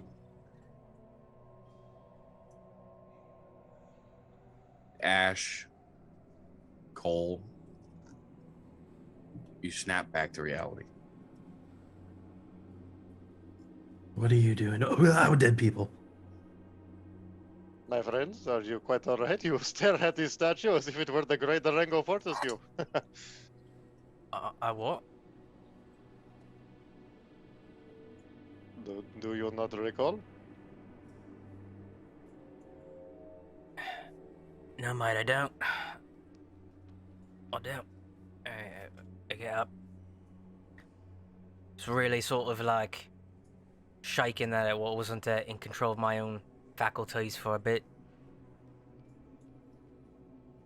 Ash goes to scratch his head, sees his pale skin, and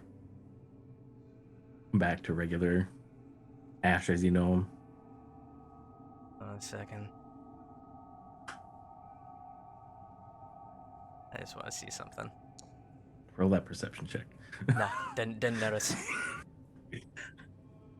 I love how Cole is just like missed it by like split seconds every single time.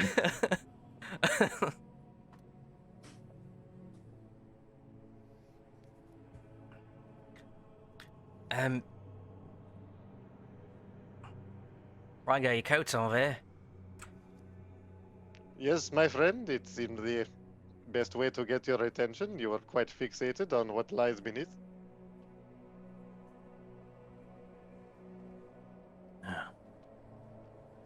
Interesting. It would appear that covering it has somehow suppressed whatever effect it has. Maybe it's a visual thing. I mean, that would make the most sense to me. Well, maybe it's the face. All the faces have sort of been blank and weird on these things. They get lost in it, so yeah. So even I am unsure of what being these are meant to worship. My friend, there will be ample time to appreciate the brilliance of the great Durango Fortescue coming to your rescue, but for now, we should be on our way, no? Yeah.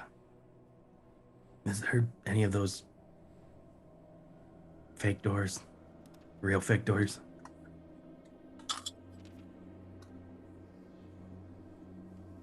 Trap doors. That's what I'm looking at. That's the word. Tins wordlessly pulls out the wand of secrets and uses a charge on it. Okay. And as the wand begins to vibrate in your hands again, you see that familiar outline that you saw previously start to illuminate the northern alcove. The shape of a door appearing. He just kind of taps the wand on that portion of the door and that portion of the wall once. This one over here. While he's checking out the wall, I'm rifling through the pockets of dead guys. Beat me to it. Oh, sorry. Oh, okay. You probably have the better investigation. I only get a +1 to it. I mean, that's all I got. I'm not Can we small at my can we end. roll with advantage if we're both looking? Sure. All right. I mean, you're looking at what? Are you looking for traps? Or are you looking for where this door is? No, we're looking through the pockets of these dead dudes. Oh, sorry. Yeah, we woke up in a pile of dead dudes. We want their shit.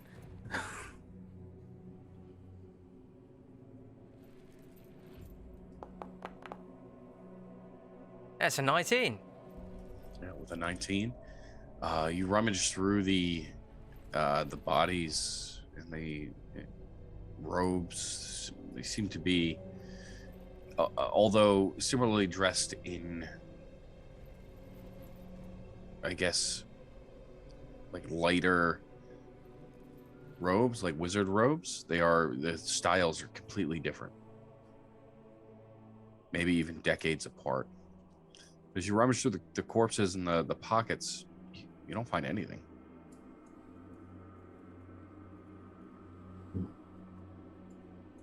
Dead guys. Yeah, what are they good for? You know, I think they might have starved sitting here. Probably robbed in the process. Oh fuck, that could have been us. That could have been us. Durango would have gotten his arrows back. Tens would have lived after me, for longer than me. Mhm. Hey, you're going to anyway, I guess. Probably. Oh, eight elves. Is that door open? I'm not opening it, but it's right here. Listen, we've very clearly, I'm not allowed to be the first one in any door anymore. I'm gonna just, even I've come to terms with this fact, Have you? begrudgingly. Have you? Begrudgingly. Hmm. If somebody else doesn't do it, I will do it. I'm already at the door. Okay. As you open the door, Tenzetta sort of outlining and showing where the mechanism is, seeing it with the Wand of Secrets to open it. It struggles to give way at first, and as you open it inward,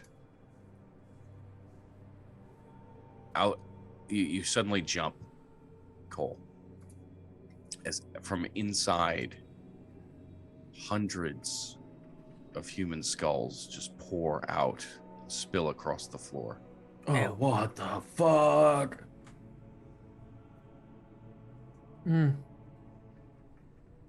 This is good.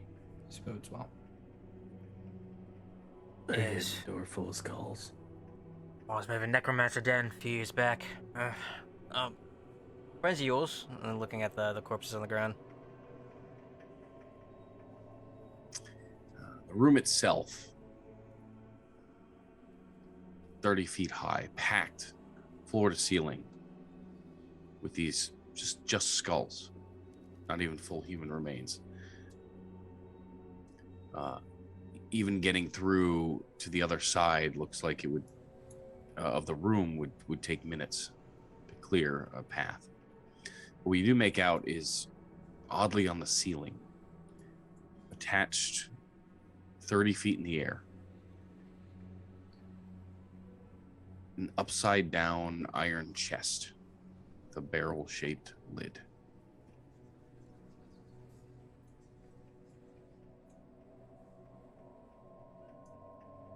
Anybody want to give me a boost?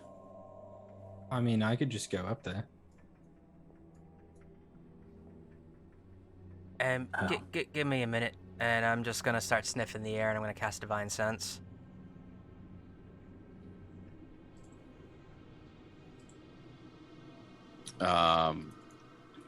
What is that, fiend?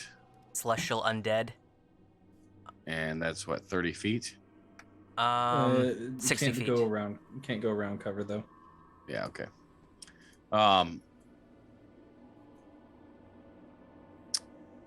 Nothing seems to catch your attention. Anything interesting in there? Check it up there. And I step out of the doorway and kind of wade through the skulls. Yeah. He kind of makes his way over, stepping lightly on them, respectfully. He pulls that wand out again and just kind of flicks it upward to see if the chest is trapped. The wand, again, vibrates in your hand, and you see the northern door of the chamber illuminate. The chest itself does not. Interesting. And then I will become a puff of snow and land on top of the chest as I face step up. Okay. Sort of hanging upside down? Or are you like climbing like on top no, of a on pile like of on top. skulls? No, like I'm appearing on top of the chest because you said it's upside down hanging, right? Yeah, but I mean like attached to the ceiling. Oh, The well, wrong way, so you can't appear on top of it. Yeah. well then I guess I'll just can I teleport up and try and grab a hold of the chest? Is there like handles Sure. or anything that I can grab a hold of? Make a athletics check. Come on, give me acrobatics. Or yeah, I'll give you acrobatics. That's fine. 22. Yeah, so you teleport up and you manage to latch onto the handles on the side, the lid. You grab a hold of it, and you can use some of the skulls underneath the pile. I mean, it is like floor to ceiling. And he's gonna try the mechanism to see if it'll open. Yep. You attempt to open it. It appears to be locked. Okay. With one hand, he'll like stow the wand and pull out his thieves' tools and try to do it one-handed. Since he's holding on with one hand and like Go ahead and standing make on a top of the stools. Dexterity. With proficiency. 12. Yeah, unfortunately, no matter how you twist or turn, it's either the angle or the lock is complicated. You're also upside down technically, so yeah, it just does not want to budge. All right, and we're gonna do this the old-fashioned way. And he pulls out his crowbar. He's gonna like reach over onto his bag and pull the crowbar off the side and like try to hook it underneath the lid. And Jimmy, rig it up. Make a strength check. With a crowbar, I get advantage. Huh. Crowbars are useful. But I got a -1 to strength, so a 9. Never mind. Yeah, you should attempt to pry, even just upside down, even using your full weight on the crowbar. You just chest doesn't budge. Well, it's impossible. Sorry. And he just takes the crowbar, flips it back over, and sticks it into his pack and just slides down the skulls back out.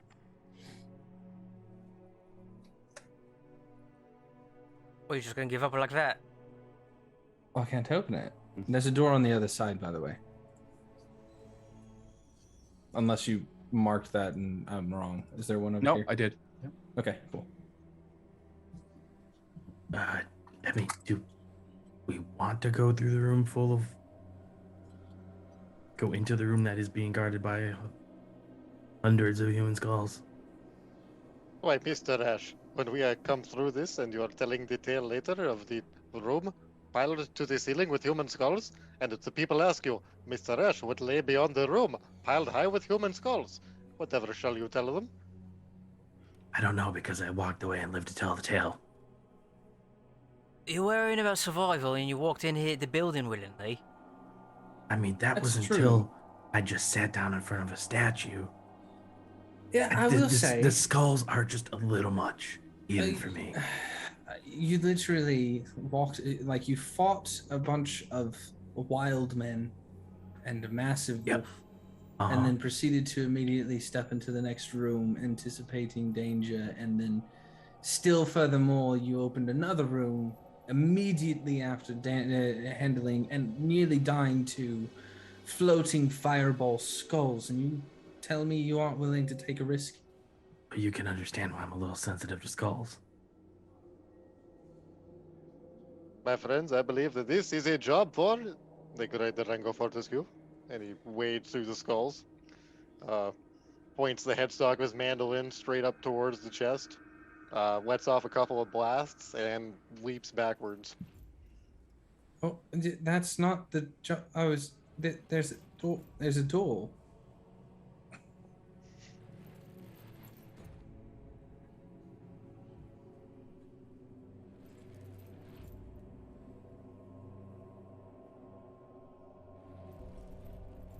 Wow. I don't know what that was.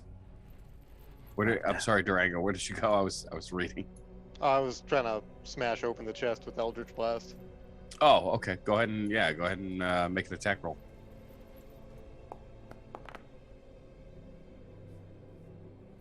$19. 19. Yeah, as the blast slams into the chest, it just dissipates over the top of it. Nothing. See? Impossible. Now go open the door. If someone could get me up there, I can wrench the thing down. I got a crowbar too. Just climb. Climbing like a peasant. Come here, Sir Cole. Watch this. Durango launches into a tune. while his right hand keeps playing, he just reaches out his left hand around Cole's shoulders, and they start levitating up. And use levitate.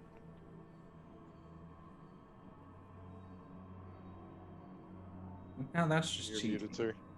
Levitate up to the top of the chest. Yeah, this is opening one way or another, and I sort of wedge it between where the barrel sort of hinges, and I'm not gonna just break the metal at this point. Go ahead and make a strength check with advantage. Crowbars. Yeah. And magnifying glasses. It's a 21. Who all is in the room, by the way? I mean, I imagine I'm probably like right on the edge of the room, on the edge of the skulls, just watching. And Ash just outside. Seer, he's half put by the room full of skulls. Yeah, as you wedge that crowbar in with all your might, you attempt to break that seal. With a crack, the crowbar snaps. And the chest is still unopened. Are you bloody kidding me? Piece of junk.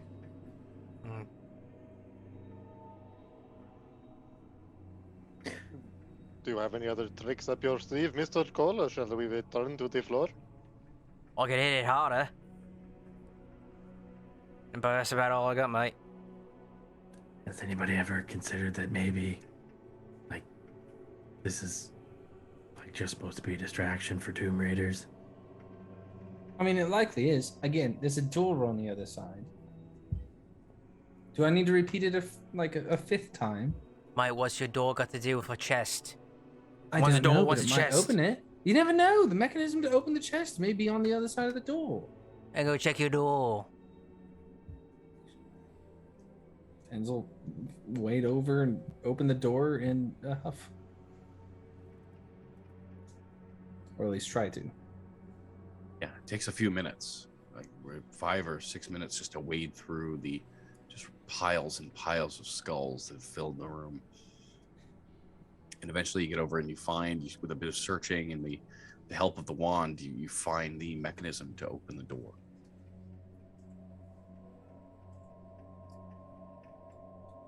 As the door opens, those more skulls sort of pour into the room.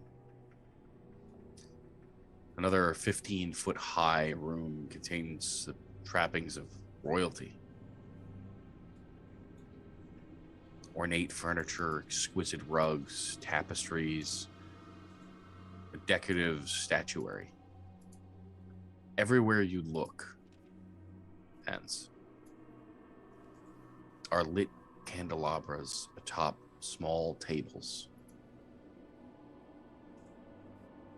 The beauty of the decor is undone by a thick coating of dust and cobwebs. Of course, standing in the center of the room, a decrepit skeletal figure clad in tattered robes.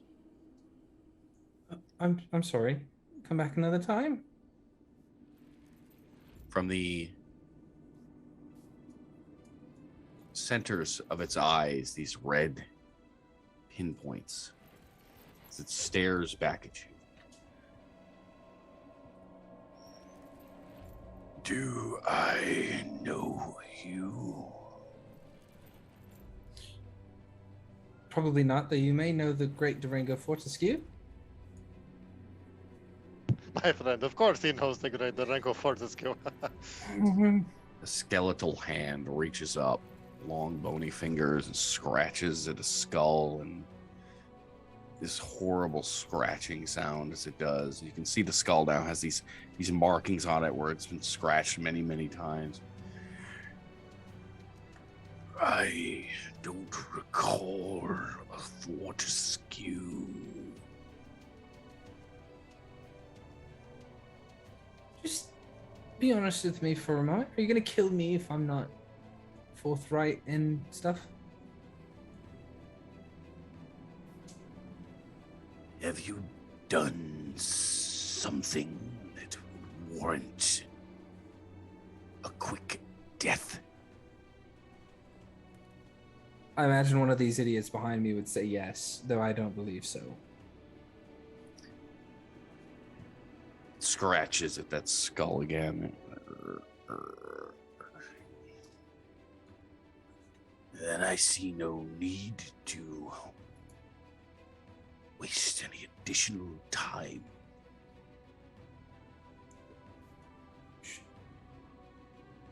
Should I leave? I didn't catch your name? Just sort of shrugs, scratching at the skull again. Name. Is your head okay? I had a name, and I've forgotten it. Do you know who I am? Based off of like a quick scan around the room and kind of the different effects, can I gather any information off of who this guy could possibly be in terms of work experience? Make a perception check. I was hoping you'd give me an insight check, but I'll take it. 18. 18. So looking around the room quickly, and again, the room itself is extravagant in nature. But everything rotten and old, much like the figure in front of you. The only thing that stands out, that seems to be surviving the test of time, is a large iron, like bronze-clad spell book sitting on top of a rotten, pedestal. I don't know that I could help you understand who you are, though I bet, and he kind of points over at it, that there's a potential that you wrote your name in it. He wanders over to it and looks.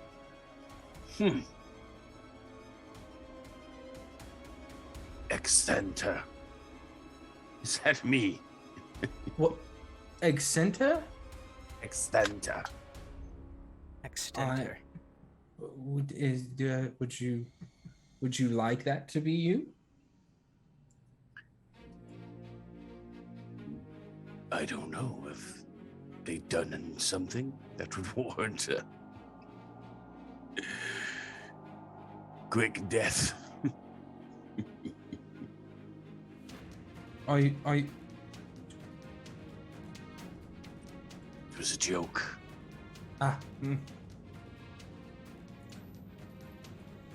What are the rest of you doing? Can I hear the conversation from the... I would say, given the clutter in the room and everything else going on, I'd say no. I mean, you can kind of tell that Tens is talking to someone, but you can't really hear anything beyond that. Pretty much waiting for Ten's Veta to explode right now. Just hanging out in that doorway. Yeah, I was gonna say if there's skulls and people in that room and it's stopped, I'm standing there. What's going on? Who are you talking to? Do I hear him behind me? Over the clutter behind me? Just Durango and Cole.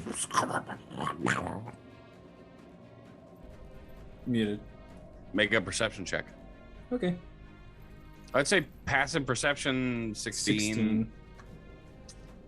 It's muffled. Okay. Again, because of the just skulls in the way. It makes very good soundproofing, I'm told. I don't know firsthand. I'm told. Can I see Ash from where I'm at? Like no. at all? Okay. Can I see Cole or Durango from where I'm at? You're literally swimming. Like, you're swimming in these skulls, by the way. I mean, the room is full. Right. So, yeah. But can I see? I know. Are they still levitating at the chest? I think we will It's probably up to come you. down after the failure. Oh, I think, yeah. Yeah, I would say that all you would be able to see would be a bit of a gap where the skulls have sort of spilled out or into the doorway beyond. Okay. I'll send a quick telepathic message, like in the middle of the conversation, back to Durango, not Cole, in this scenario, and just say, "Undead guy, been here a long time. Can't remember his name. Sounds familiar." It would appear to recall that Mr. Tens is meeting most interesting people. And then he will attempt to step in the room a little bit, cautiously.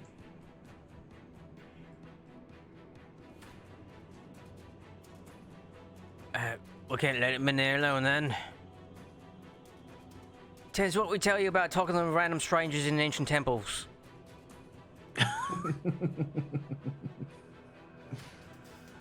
Of friends with you.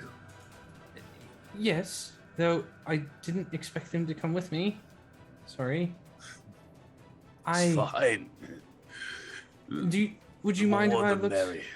Would you mind if I looked through your book? Assuming it's yours.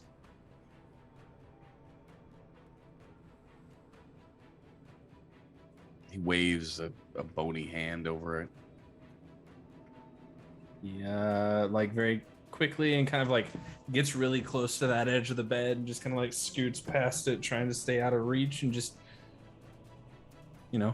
leans away a little bit as he starts flipping through the book to see if he can find any information on this guy.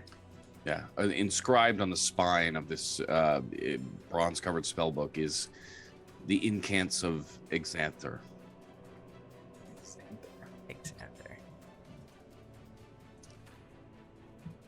Right, as far as the spells, I mean, some of them are incredibly complex.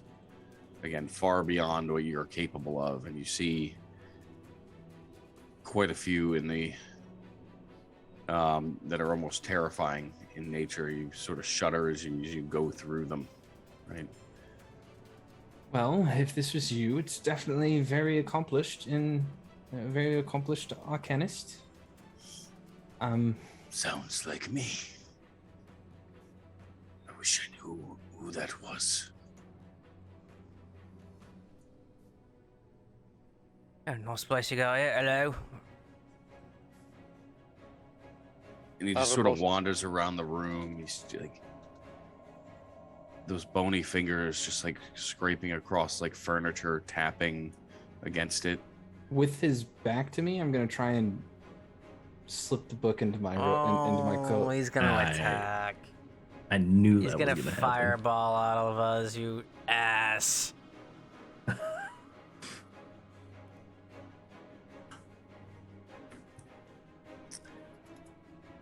Go ahead and make a sleight of hand check. If we wipe, man, this is on you. I know it's on me. So, if Durango notices Tens doing this, can he at least attempt to provide a distraction? I don't know if you notice that he's doing it. He needs to make a sleight of hand check.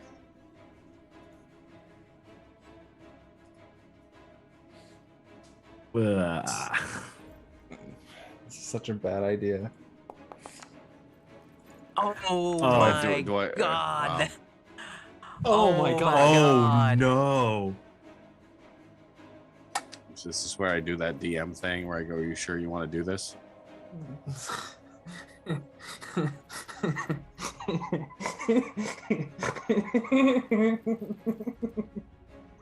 For those of you that can't see the numbers on the screen, we both rolled an 11 after he rolled a natural 1. God, I'm sweating. Can Durango do that distraction? Does that pass? He sort of sees. He turns in time to see that you pick up the book.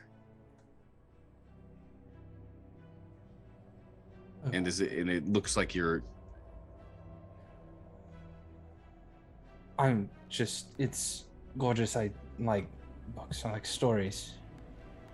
Is that what you are here for? A story? Our By no means.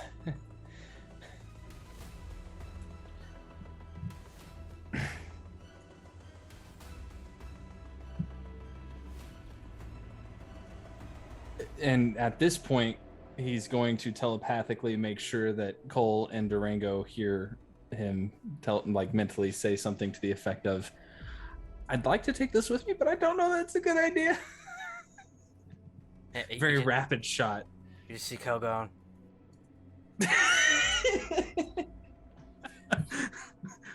Durango?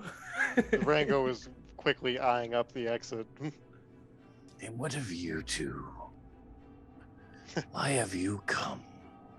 You must forgive our lack of manners, our new friend. I, of course, am the great Durango Fortescue. This is brave Sir Cole Mavvin. Hello. We have come in search of answers, looking for ways to assist us in ridding this land of a great evil. A task befitting heroes of our stature. Yes. Great evil. Mm-hmm. There are so many great evils. But I don't remember them.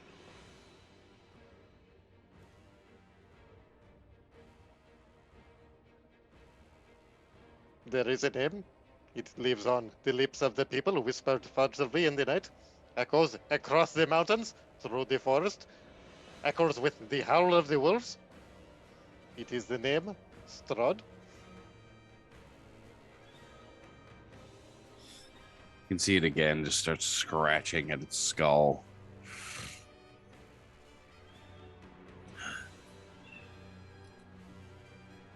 Strahd. He waves a hand.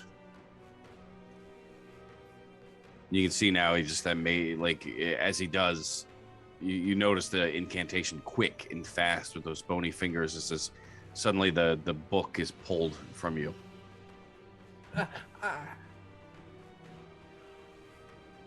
Staring at it again. I just can't remember. Why can't I remember? Would Tens recognize this? After the whole thing with the Mad Mage? I'll give you medicine or even just straight intelligence if you want.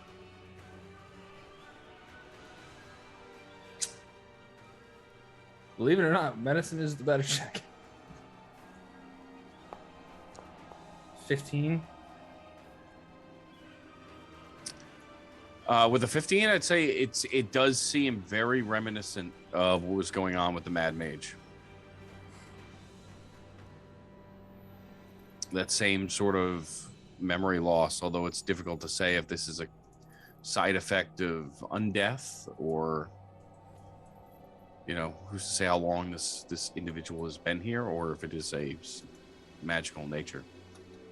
He gives Durango a quick side glance, and that telepathic cold voice comes back as he just says, support me on this.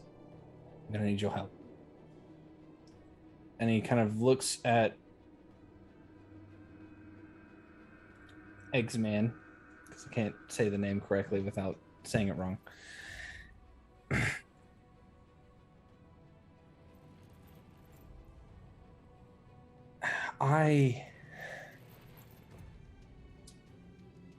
We've come across someone who had a similar ailment. And he had less of a chance of remembering who he is than you do, I think. You at least have your name. The other was literally begging us for his. And I think I know who did this to you. Who possesses such a power?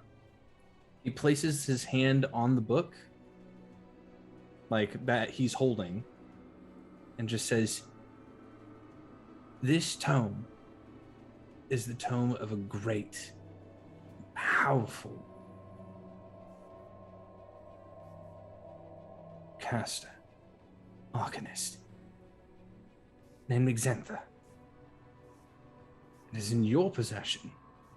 Most of these here, and I can tell, are of a necromantic persuasion. And then he kind of motions to his face for a moment, and he produces a frost-covered mirror using prestidigitation in his hand, and he shows him his reflection. This is not normal. That's necromantic in nature. And he kind of like throws it aside as it turns into snow, and he just says, "You, if you believe you are who I think you are," and he kind of taps that book again, "you could easily get revenge, with a little help from us, of course, on the one that did this to you."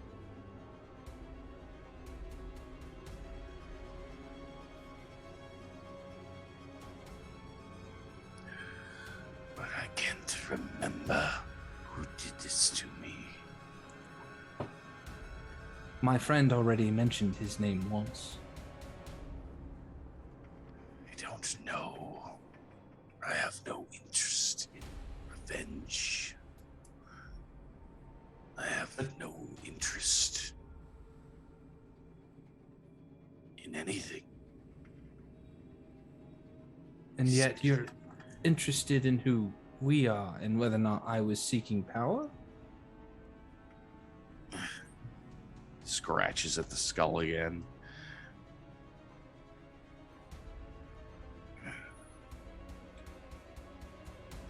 The temple hides power. Many are drawn to it. I knew its secrets, but now it's all gone.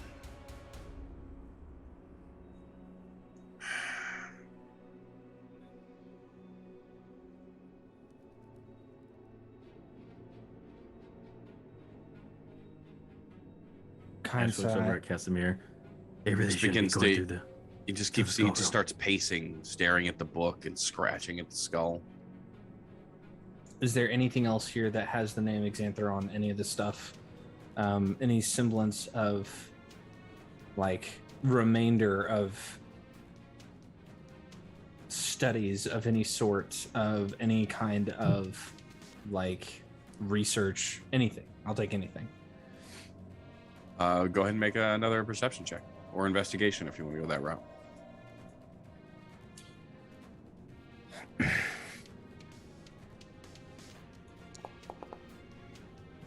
Oh, I wanted to be a natural 20. Oh, 14 yeah. on a perception check. Yeah, looking around, I mean, the majority of the rest of the room is so decayed and rotten that even the papers just crumble at the touch. There's nothing. Most of the furniture is like moments away from collapsing.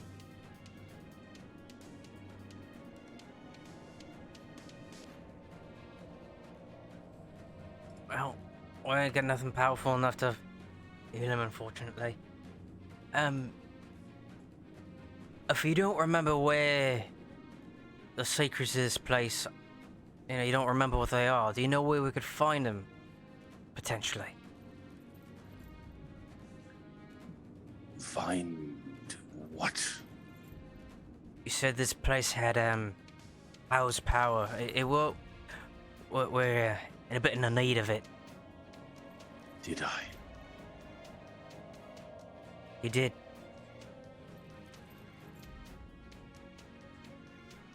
I don't remember.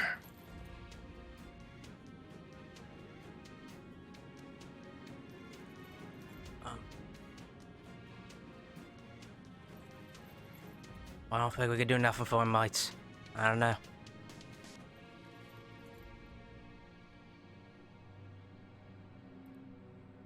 I apologize, Xantha. If you'd like to leave the room, you could follow us. Though, I don't. Sort of just like doesn't even pay you any mind and just starts pacing around, holding the book, scratching at that skull again. Does it itch, or are you just thinking? Just trying to remember. Would you mind if I take a look at your skull.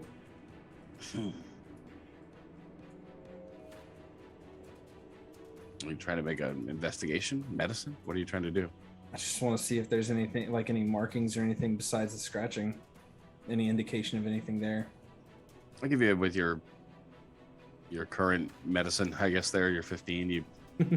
There's no noticeable sign. I mean, other than just the rapid decay of the corpse itself. There's nothing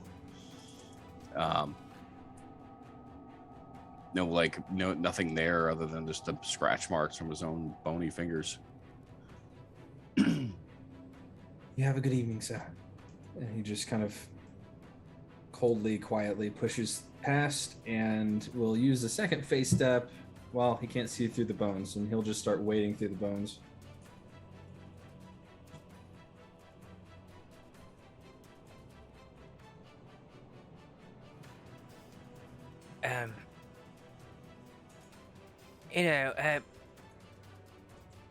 You wouldn't mind if I took a look at that book of air, would you?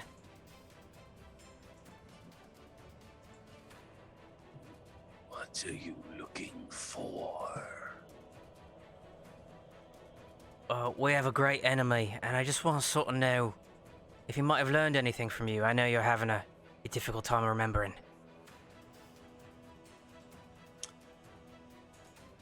He opens the book up to you.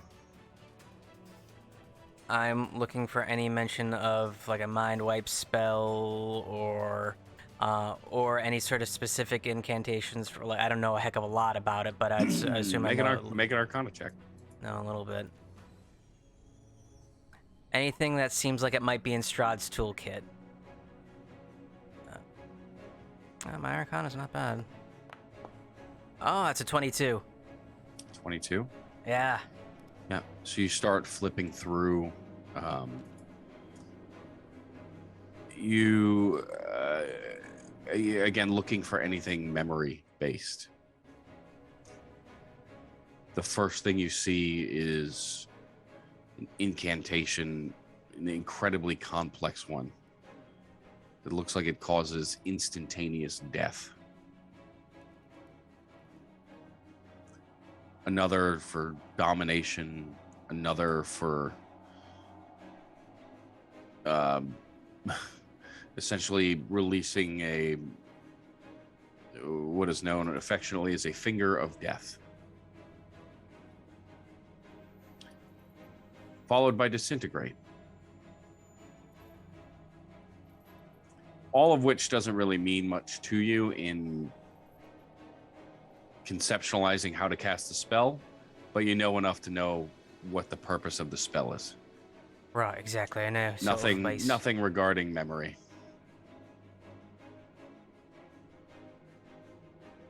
Oh yeah, I appreciate it. The door's open. You know, maybe something out here help you remember. If only I knew what it was I'd forgotten. Everything, friend. Tin stops wading through the bones and looks up at the chest. And sends a quick mental message to Durango and just says, what he may have forgotten may be inside the chest. He's willing to help us get to it. Durango curses his lack of option to respond and sticks his head into the pile of skulls behind him. Do you seek a key, Mr. Tens, or what is it that you are thinking? I don't know. Maybe it just needs his name. Perhaps something he could do. I'm convinced he's a very accomplished caster, arcanist. And he thinks about it for a second. He looks up at the chest and just goes, "Xanathar!"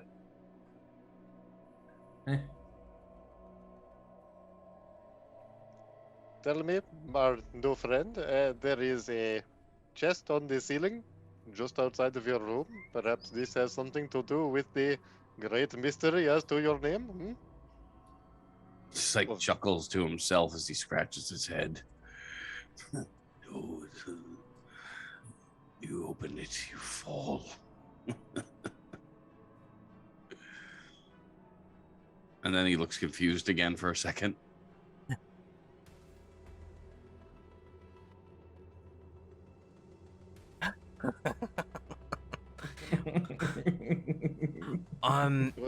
Best leave that chest in there alone, eh? It's it's a doozy.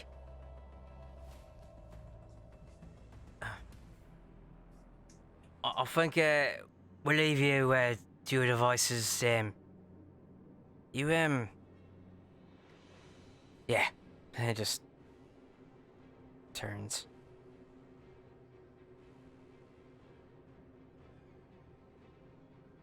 Sveta, what is happening in there? Undead man, forgetful, Undead very powerful. man.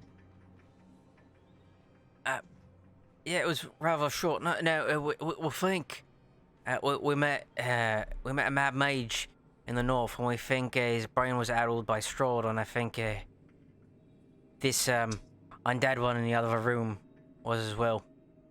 I think he might have told Strahd. Does the name Exantha mean anything to you?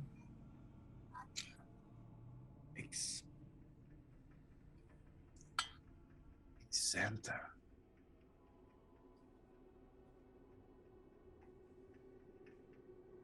Might have been really good at necromancy. Yeah, this it's there. It's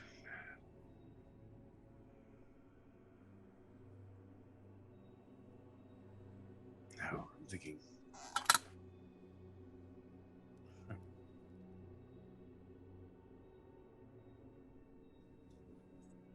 No, it actually isn't there a tower? That was the name on the tower, wasn't it? Yes, if I recall, it was the. Is they had some sort of connection to Strahd, but I don't believe it was particularly. I mean, I don't know. As far as I am aware, Exantha was the individual that assisted him in obtaining his dark gifts. But that could also just be that whatever the answer is, in fact, here. Exantha was just how could he still be alive? Oh. He's not. Walking corpse. Yes, well, perhaps time itself is taking care of it. And you've got some way to reverse time. It is the downfall. I've heard of wizards using such techniques to spend countless aeons doing extended magical research. It was particularly popular in the once upon a time. What color were his robes again? Were they red? Yes.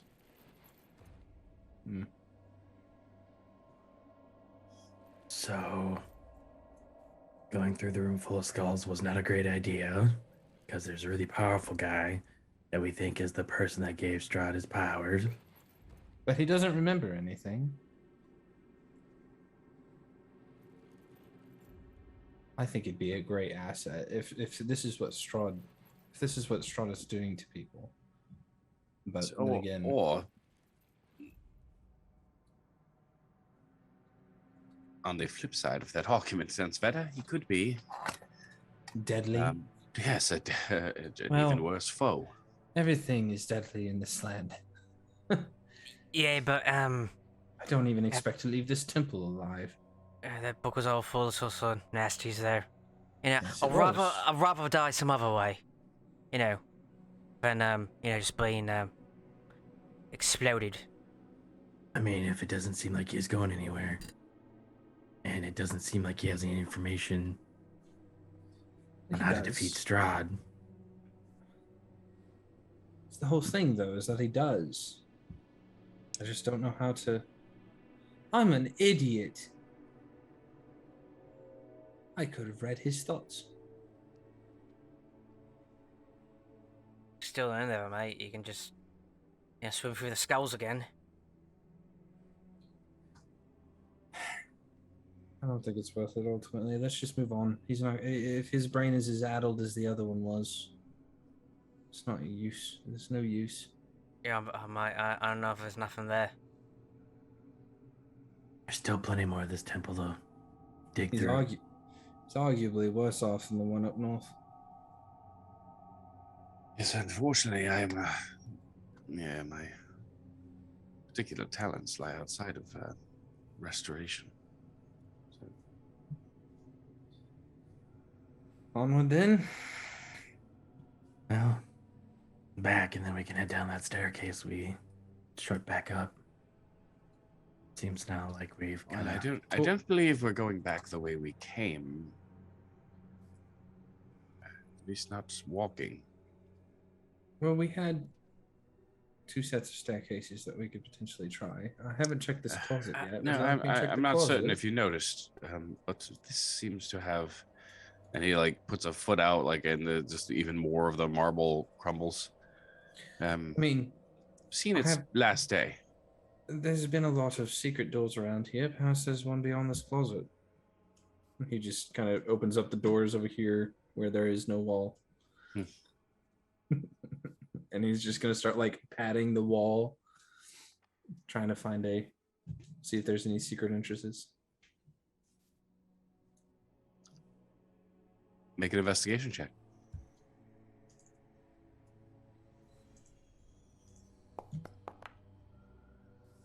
$25 on a natural 20. 25. All right. Yes, looking around again, you don't you feel for the wall. You don't find any sort of secret passages or... Sorry. I tried. We bring any rope. I know I can get across. And he kind of like steps over there, looks across the way. I think I can get across. Yeah, I can get across. How far down is it to the floor? 30 feet. I mean, I got some rope if we can find something to tie it to.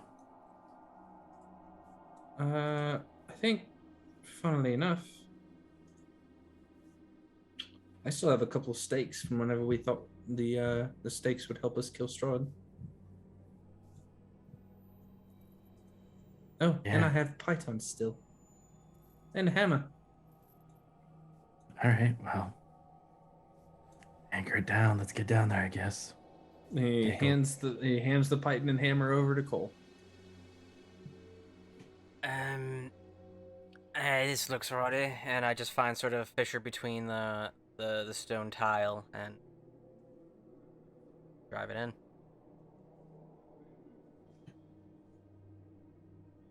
Okay. So you manage to hammer the pit in relatively easily into the already kind of cracked and rotten amber wall.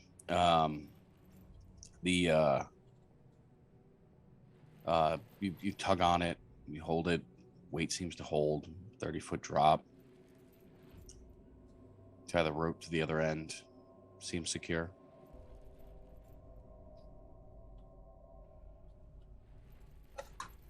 Oh, Now we don't need this anymore. I've got some still. You want mine after we get down? Yeah, as long as one of us got it. Yes, but I can step through the Thay to where I want to go. You can't. I mean, sure, why not? I'll hand him my 50-foot rope. And I wish I hadn't just deleted it.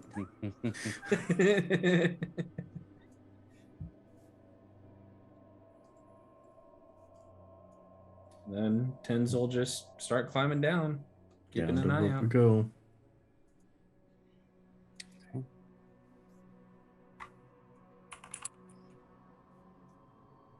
Try to fix something there. Seems a little weird. All right, so all of you are headed down. Yeep.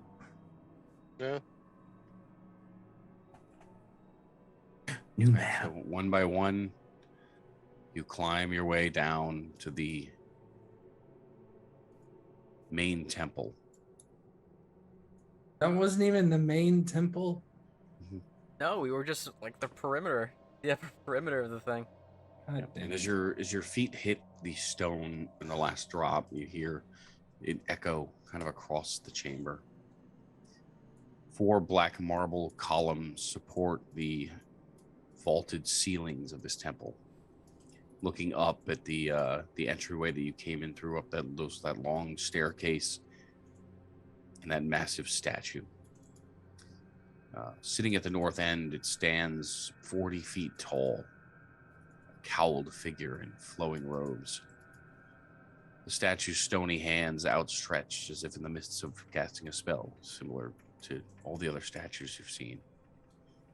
Its face, a void of utter blackness.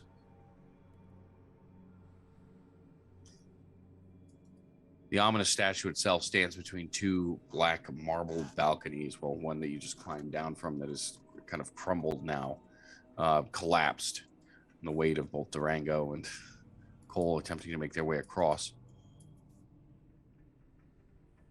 The walls of the temple are sheathed in amber, and the doors leading from it are made of amber as well. Every door and every archway coated in this dark, almost glistening color, as if liquid.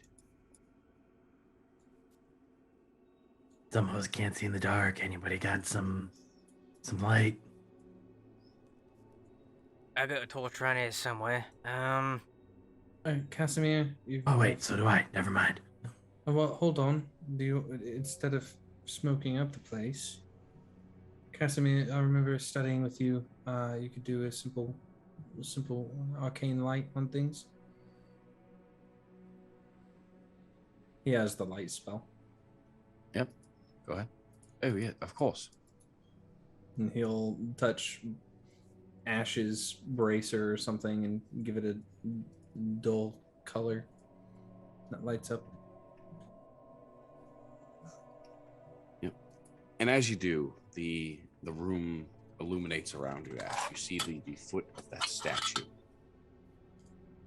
Just in time for a tingle. And the hair on your neck begin to stand up. As from the statue, a bolt of lightning fires out. Fudge me. I need all of you to make dexterity saving throws. Of course you do. My God. Well, Thank you. everyone gets +3 to it. 25. And we see We're this gonna guy. Use a luck point on that. That was trash. Oh, I'm okay. Hopefully. I mean, I've got like 10 hit points, so.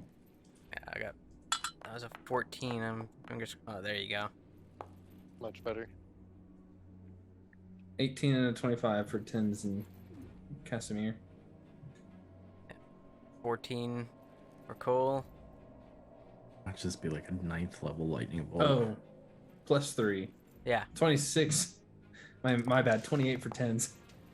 Oh. Lots of 1s and lots of 7s. I didn't like that. So Oh my god. for those of you that don't succeed, you take 40 points of lightning damage. For those of you that do, you take 20. What's the threshold? 17 by the looks of it. 17. Sorry. So Ash, success. Durango, failure. Cole, failure. Enzveta, success. Durango Oh succeeded. no, He Durango. did- yeah. Durango. I'm sorry, you used your lucky. You succeeded, and Casimir succeeds. So the only failure is Cole. So you see the lightning hit his chest and electrify the entire chain suit on his body, and you smell the sizzle of burning hair and flesh as he hits the ground. Well, that ain't fucking good. I need all of you to roll initiative. Oh no. No. I am curious if I can cast it on an unconscious character.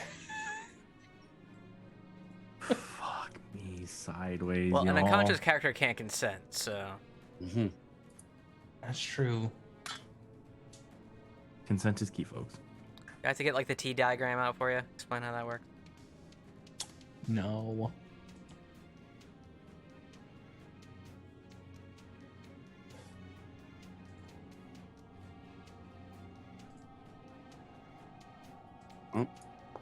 I mean, Cole, you still got to roll initiative. Oh, okay. You gotta roll your death saves. Come on. That's right. Mm-hmm. Okay. Folks, this would be a Alright. great time to donate to Nami, because after this TPK that we're about to have, we're going to need some Yeah. resources. Did we Yeah. see where the lightning came from? Make a perception check. I'll tell you, Ash, you did. Um, That observant can I feet make one for kicking in. myself and Casimir? Yep. Okay, because Casimir is the one that I'm more worried about at the moment. 13 from Casimir. And...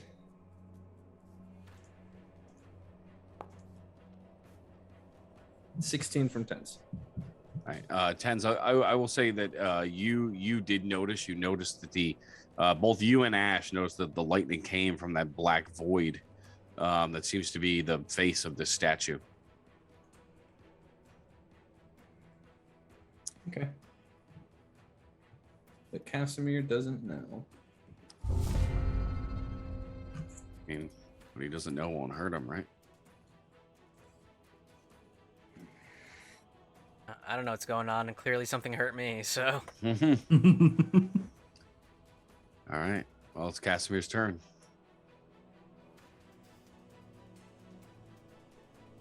This Lightning is still arcing. the sheet is not the same for Casimir from last page to this page. Oh, go figure. But I know that he had 2 more 4th level slots and a 5th level slot. I did use a Misty Step, so 2nd level. But yeah, All right. go for it. All right. 2.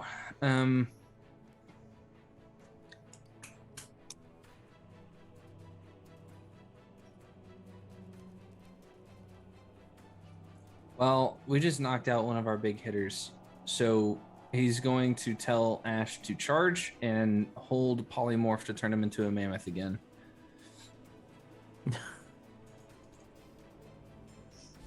You meta. Ash. What is that? What's that saving throw? The only thing I'll tell you is you are aware that the lightning bolt came from the face of the statue, which is 40 feet up in the air. So, did you say? I guess it doesn't matter. I'm not currently being polymorphed, right? No. Above tape. Okay. Oh, statue run! And I am gonna try to grab Cole and move off into this room over here. All right. Well, that wastes the polymorph. Did he say anything, or did he just hold the polymorph? He said, "Charge. Go get him." Okay. It's in charge, and you ran the other Yep. way. And you went the other way. Charge the other way. Okay. So you're And, going in here with Cole. Yep. All right, I'll give you to there with him. And, I'm gonna try to see if I can squeeze in like a medicine check or whatever I need to do to slap for this, it. Yeah. this bad boy awake, make him not die. Ooh, good luck. Yeah, his eyes are just sort of rolled up in the back of his head. He's kind of foaming at the mouth. 15. 15. Yep. Okay. Cole, go ahead and make your first death save with advantage. Okay. It's barely a success, but it's a success. That's one success. All right, Ash, with you attempting to resuscitate him, you Wake up. Durango. Durango follows Ash and Cole into the room to take cover from the madness outside. And as he stands beside Cole, he gets the mandolin ready and launches into a soothing, relaxing kind of melody and casts Cure Wounds at the 3rd level. Oh, I forgot you had healing.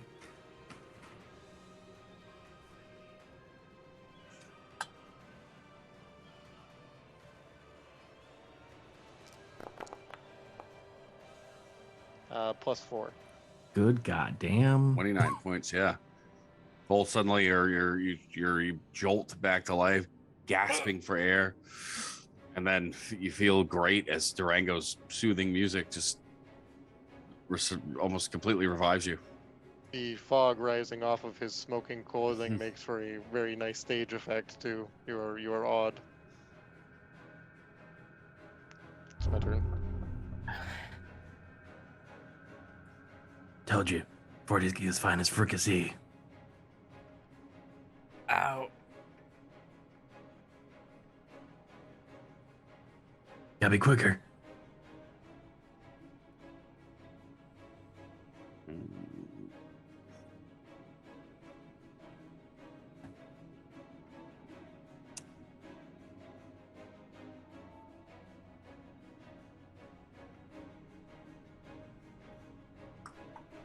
Now, Yeah, there we go.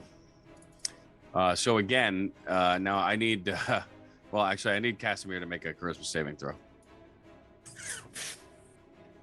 And he can't see where it's coming from, so here we go. Something sees him. No. oh, This is a no. failure. As Casimir suddenly vanishes. Oh my god. Don't like this. Don't like this at all.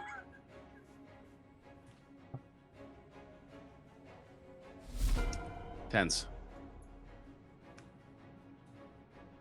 Well, now the situation has changed significantly.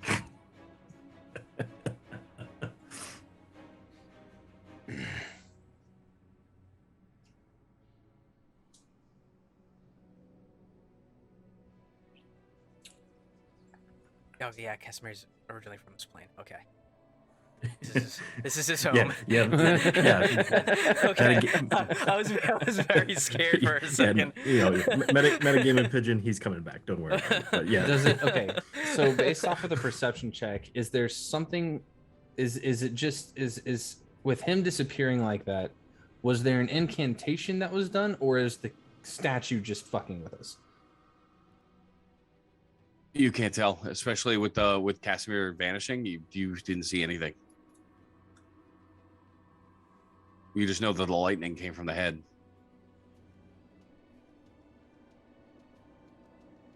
Got that mind lightning. Mind bullets.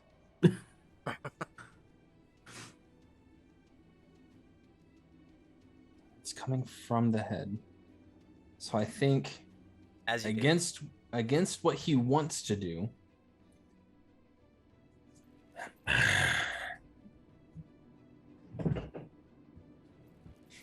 Because the only thing that is keeping him alive right now is the aid that was cast on him earlier. So he's a little desperate at the moment. He doesn't know if this is going to do anything for him, but he's going to cast Fog Cloud on the head. Centered on the head.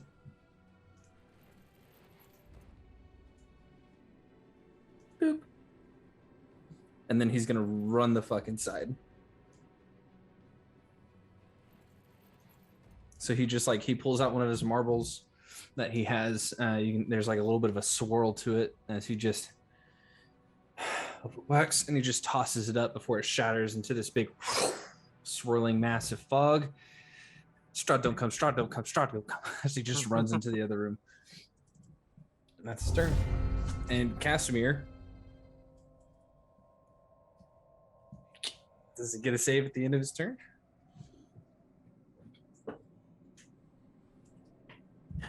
He does. We'll get there in a second. I need Durango. No. I need you to make a Constitution saving throw. +3. Did that drop because he went down, or? Wait, is it any saving throw? It is, I believe so. Yeah, it's all saving throws within 10 Yep, feet. within 10 feet. I'll explain it in a minute. It's 18 altogether. 18 altogether. The intense cold has suddenly started to get to you. Your entire body is shivering. Like maybe it was just the adrenaline of the past few minutes and everything going on, but you remember throwing your heavy coat over that statue, and ever since you have just been without it, and your breath is showing, and the cold itself is just kind of wearing on you. You managed to pull and fight through, but it is getting difficult.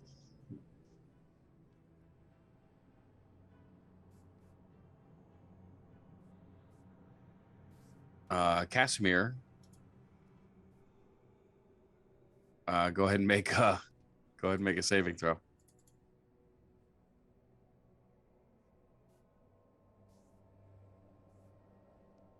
Better question. Oh wait, he doesn't have to spell magic. Never mind. Damn it. 1 natural one. Thanks, Cass. Oh, Jesus. As all of you huddle in the room, everything gets quiet as that fog cloud just sort of dissipates and hangs in the air above. You all stand around, quiet and waiting. This minute or so that passes is like a lifetime. So all of you stand ready.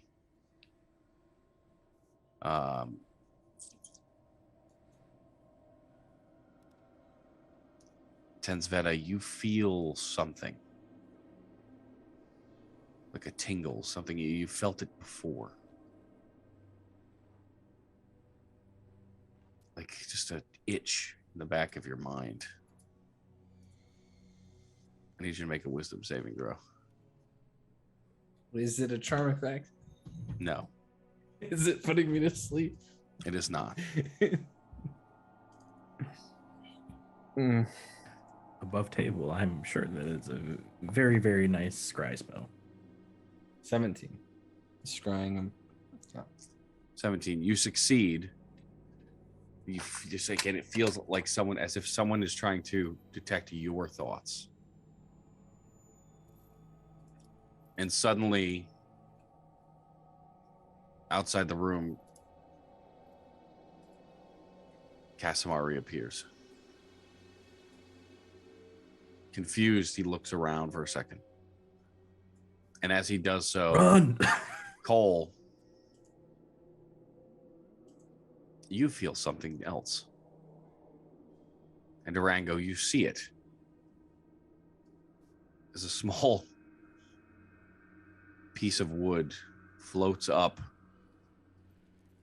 out of one half of the room and just hurls itself across, whacking Cole in the back of the head. Hey! Rango, what's going on? Why'd you do that? My friend, And I Ash. assure you that was not the great Durango Fortescue. Ash, your eyes turn now, again, looking around this room in just this moment. At the amber doors that once sealed this massive stone room you guys have hidden in or smashed in, their pieces lied like crumbled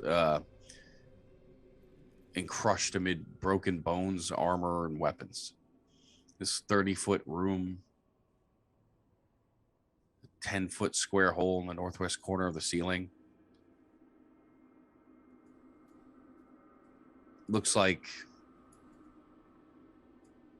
again, just almost like the place has been completely looted or plundered at some point in the past. And out of the corner of your eye, you see again some movement. A bit of wood moves and shifts before rubble just kind of floats in the air, spinning around, and hurls in your direction. Sort of hapless, Can I pop off my detect thoughts? See if I can figure out where this person is, since I recognize that feel on the back of my brain. What are the parameters on your detect thoughts? Detect thoughts it's just a normal spell, so I can use this spell to detect the presence of a thinking creature I can't see. When you cast the spell or as your action during the duration, you can search for thoughts within 30 feet of you. It can't penetrate barriers, but 2 feet of rock, blah, blah, blah, can block some stuff. You can't detect a creature with intelligence of 3 or lower. Actually reading someone's thoughts is going to be... I think I have to be able to see them to actually focus to see it. Yep. So you detect the thoughts of 4 creatures. Or I shouldn't, so just immediately in that presence. 3 of them in a perpetual state of fear and panic. And 1 dark, malevolent entity, just sort of this pit of blackness. You kind of feel your mind almost just get almost drawn into like that dead, like that black face of that stone statue. And that's where we'll pick up next week. Damn it. So thank you everybody for joining us tonight for Curse of Strahd. Again, guys, we've got a ton of stuff going on. I think for most of us, we're streaming for the next 5 nights in a row. So we're going to try to get through this. We've got Foundry and Forge 2-year anniversary. Foundry on sale. Forge is on sale. Use code anniversary 22 or 2022. Sorry, at checkout to get a discount on Forge. You've got Dice Envy. Use code NEG2 to get 10% off and have 10% of your purchase donated to NAMI. You can go to our Tiltify. You can donate to NAMI to get extra dice giveaway entries for a set of dark Mystic Sigil dice. Right? You get extra entries for your donations. So if you want to feel good and hedge your bets on the dice giveaway, those are $100 dice. Awesome, incredible, beautiful dice from Dice Envy. Or go buy your own stuff. Coming up, we've got a Sinner's Dream tomorrow, where we will announce the winner of the auction for the seat to come play with us for the next for Tuesday, Wednesday, Thursday for our charity stream event, Phantoms of Flatforge, where Chuck is going to make me pay for all the terrible things I've done to him in this particular episode. That's right. It's raw, baby. It's a pretty killer cast. You got myself, Radio Jay's going to be there, Ryan's going to be there, Trevor's playing with us, Soul's playing with us, and one of you guys is playing with us. It should be a great time. We have the great Durango Fortescue, but I promise I've made a character that will make you forget all about him. Oh. Wow. Ooh. You better mean through magical means. Otherwise, I know that's bullshit. I'm not taking it off the table. Anyways, Throwing down. we have a ton of stuff, and if you guys are around Tuesday, Wednesday, Thursday, we are giving away like literally like $500 or $600 worth of just stuff, just for being at the stream and helping us and hanging out with us. So we've got again, those geeky jerseys. If you're into those D&D jerseys, even if you're not, if you're just a D&D collector, it's the first time a hockey jersey's ever been made with D&D logos on it. And they immediately licensed. They immediately sold out like within the first couple hours, and we're going to be giving away, it looks like 1 or 2 of those on the stream. As well as we've got Foundry keys, we've got Forge gift cards, we got Dice Envy stuff, we got a ton of stuff to give away. So it should be a blast. Anyways, and on top of that, you can just win stuff for just being there. So we look forward to having you there. Let's go ahead and figure out who's guiding air traffic for fun. That would be OG Megalix, sir. Congratulations. You get to Nice. tell airplanes, Why? give them instructions. Why would Then- you? Hey, plane, you go there. I expect a full Oh my- review of this. All my flying brooms. Direct them around. I'm not gonna let that go, Chuck. I'm gonna make it happen. I said get underneath the turret. All right, and why don't we have Cole? I get to knock you unconscious tonight. Why don't you tell us where we're going? Okay. That's 12.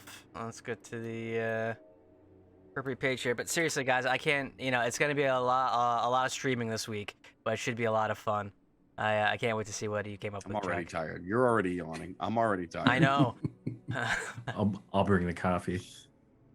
Please Yikes. do. We're going to Archmage's Tower, D&D for Autism Awareness Part 2. Nice. That works. Awesome, guys. Well, let's go make be loud, be proud. Let's go make some friends out there, and we will see all of you hopefully tomorrow for us in the stream, and definitely the next couple days for Phantoms of Flatforge if you're smart and like to win free stuff. So, with that, everyone have a great night. Get some sleep. You're gonna need it, and we'll see you there.